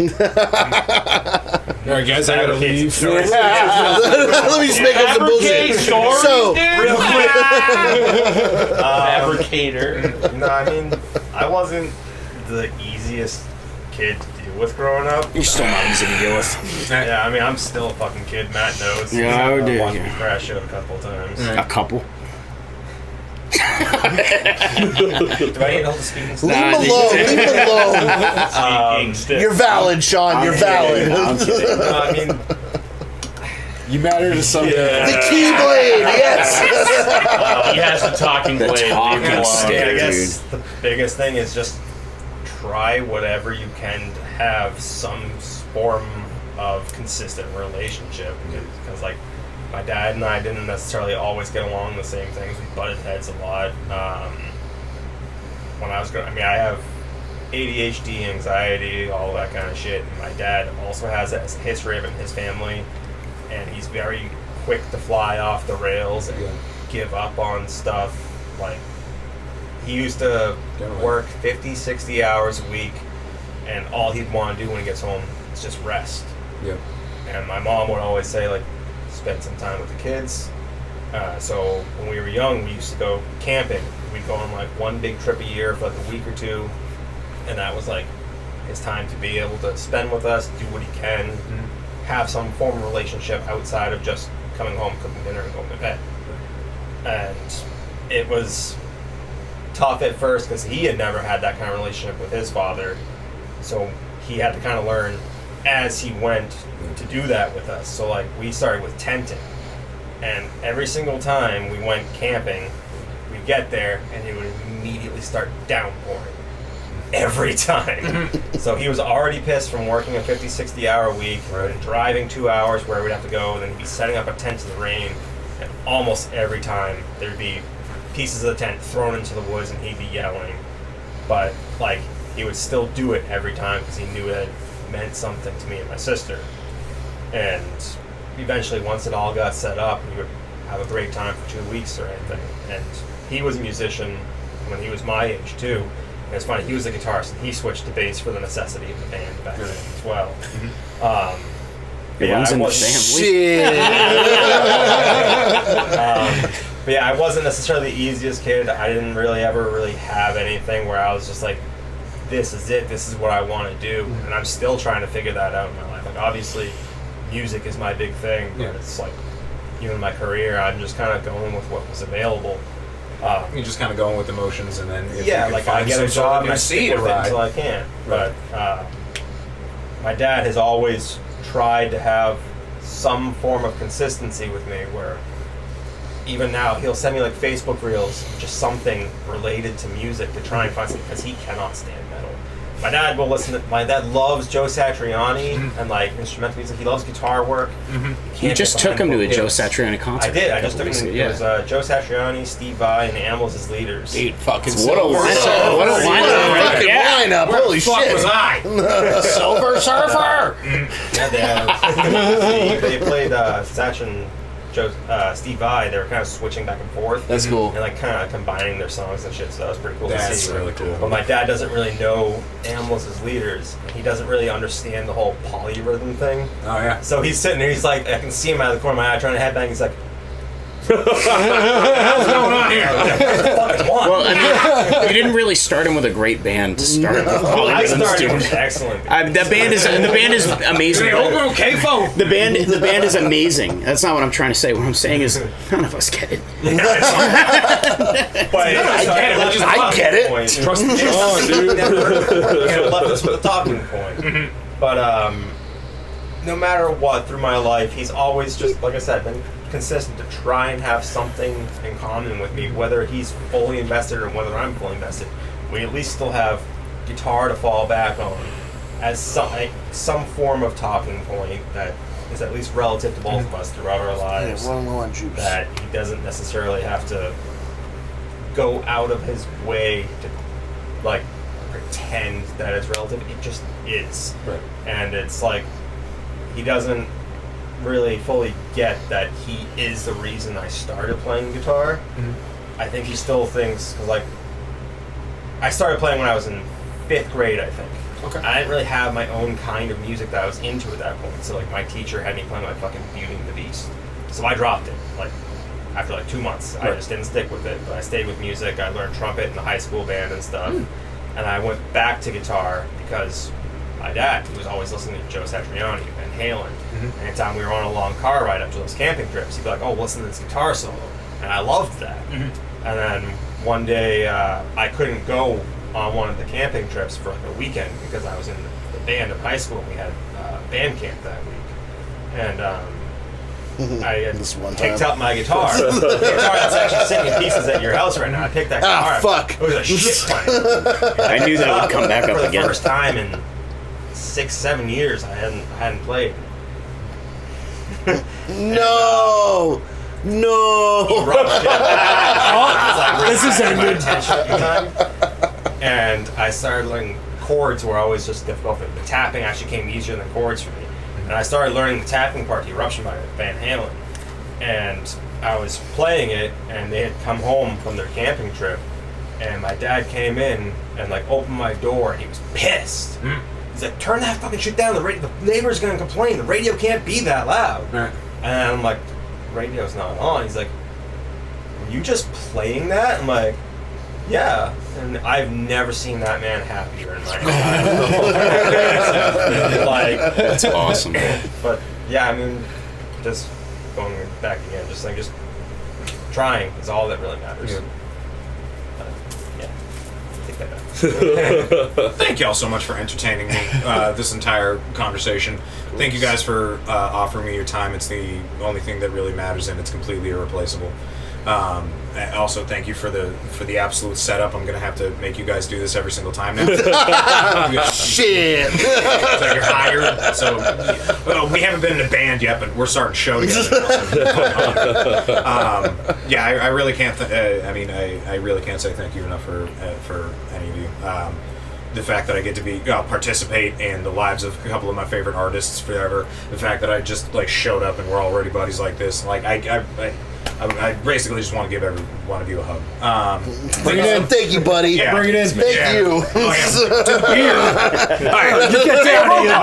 This is mine. Yeah. There we go. Big hug. All right, come here, everybody. All right, I fucking love you guys. I can't wait to do more of I this. can't move. I can't wait to do more of this with y'all. While you've got Right in his ass. what's something Fabricator can plug for a new release coming up? That's true.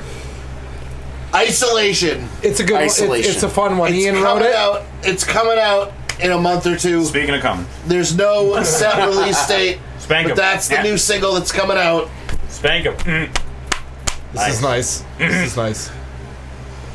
And Quick's got a new 3-song EP coming out soon. It's Four? technically Four songs. four. It's I guess. technically It's like four. 3 and a quarter. Yeah. We have. This one's just like an intro. We have a new five. we have a new EP coming out. It's called An Elegy. Nice. And Hey. we're gonna do like a waterfall release. So there'll be sometime. You know, Cool. Drop some when we feel like it. Sponsored by an OnlyFans model. Yep. Shout out to Ray Suka. Yep. She's a real paleontologist with a PhD. Yep. And that's The actual doctor. Brian, get the fuck off me so I can turn this off. Normally, if you want to listen to a metal band with a doctor, you gotta listen to Beast of Nine. sorry that 4 out of 5 members of Quick have daddy issues. All right.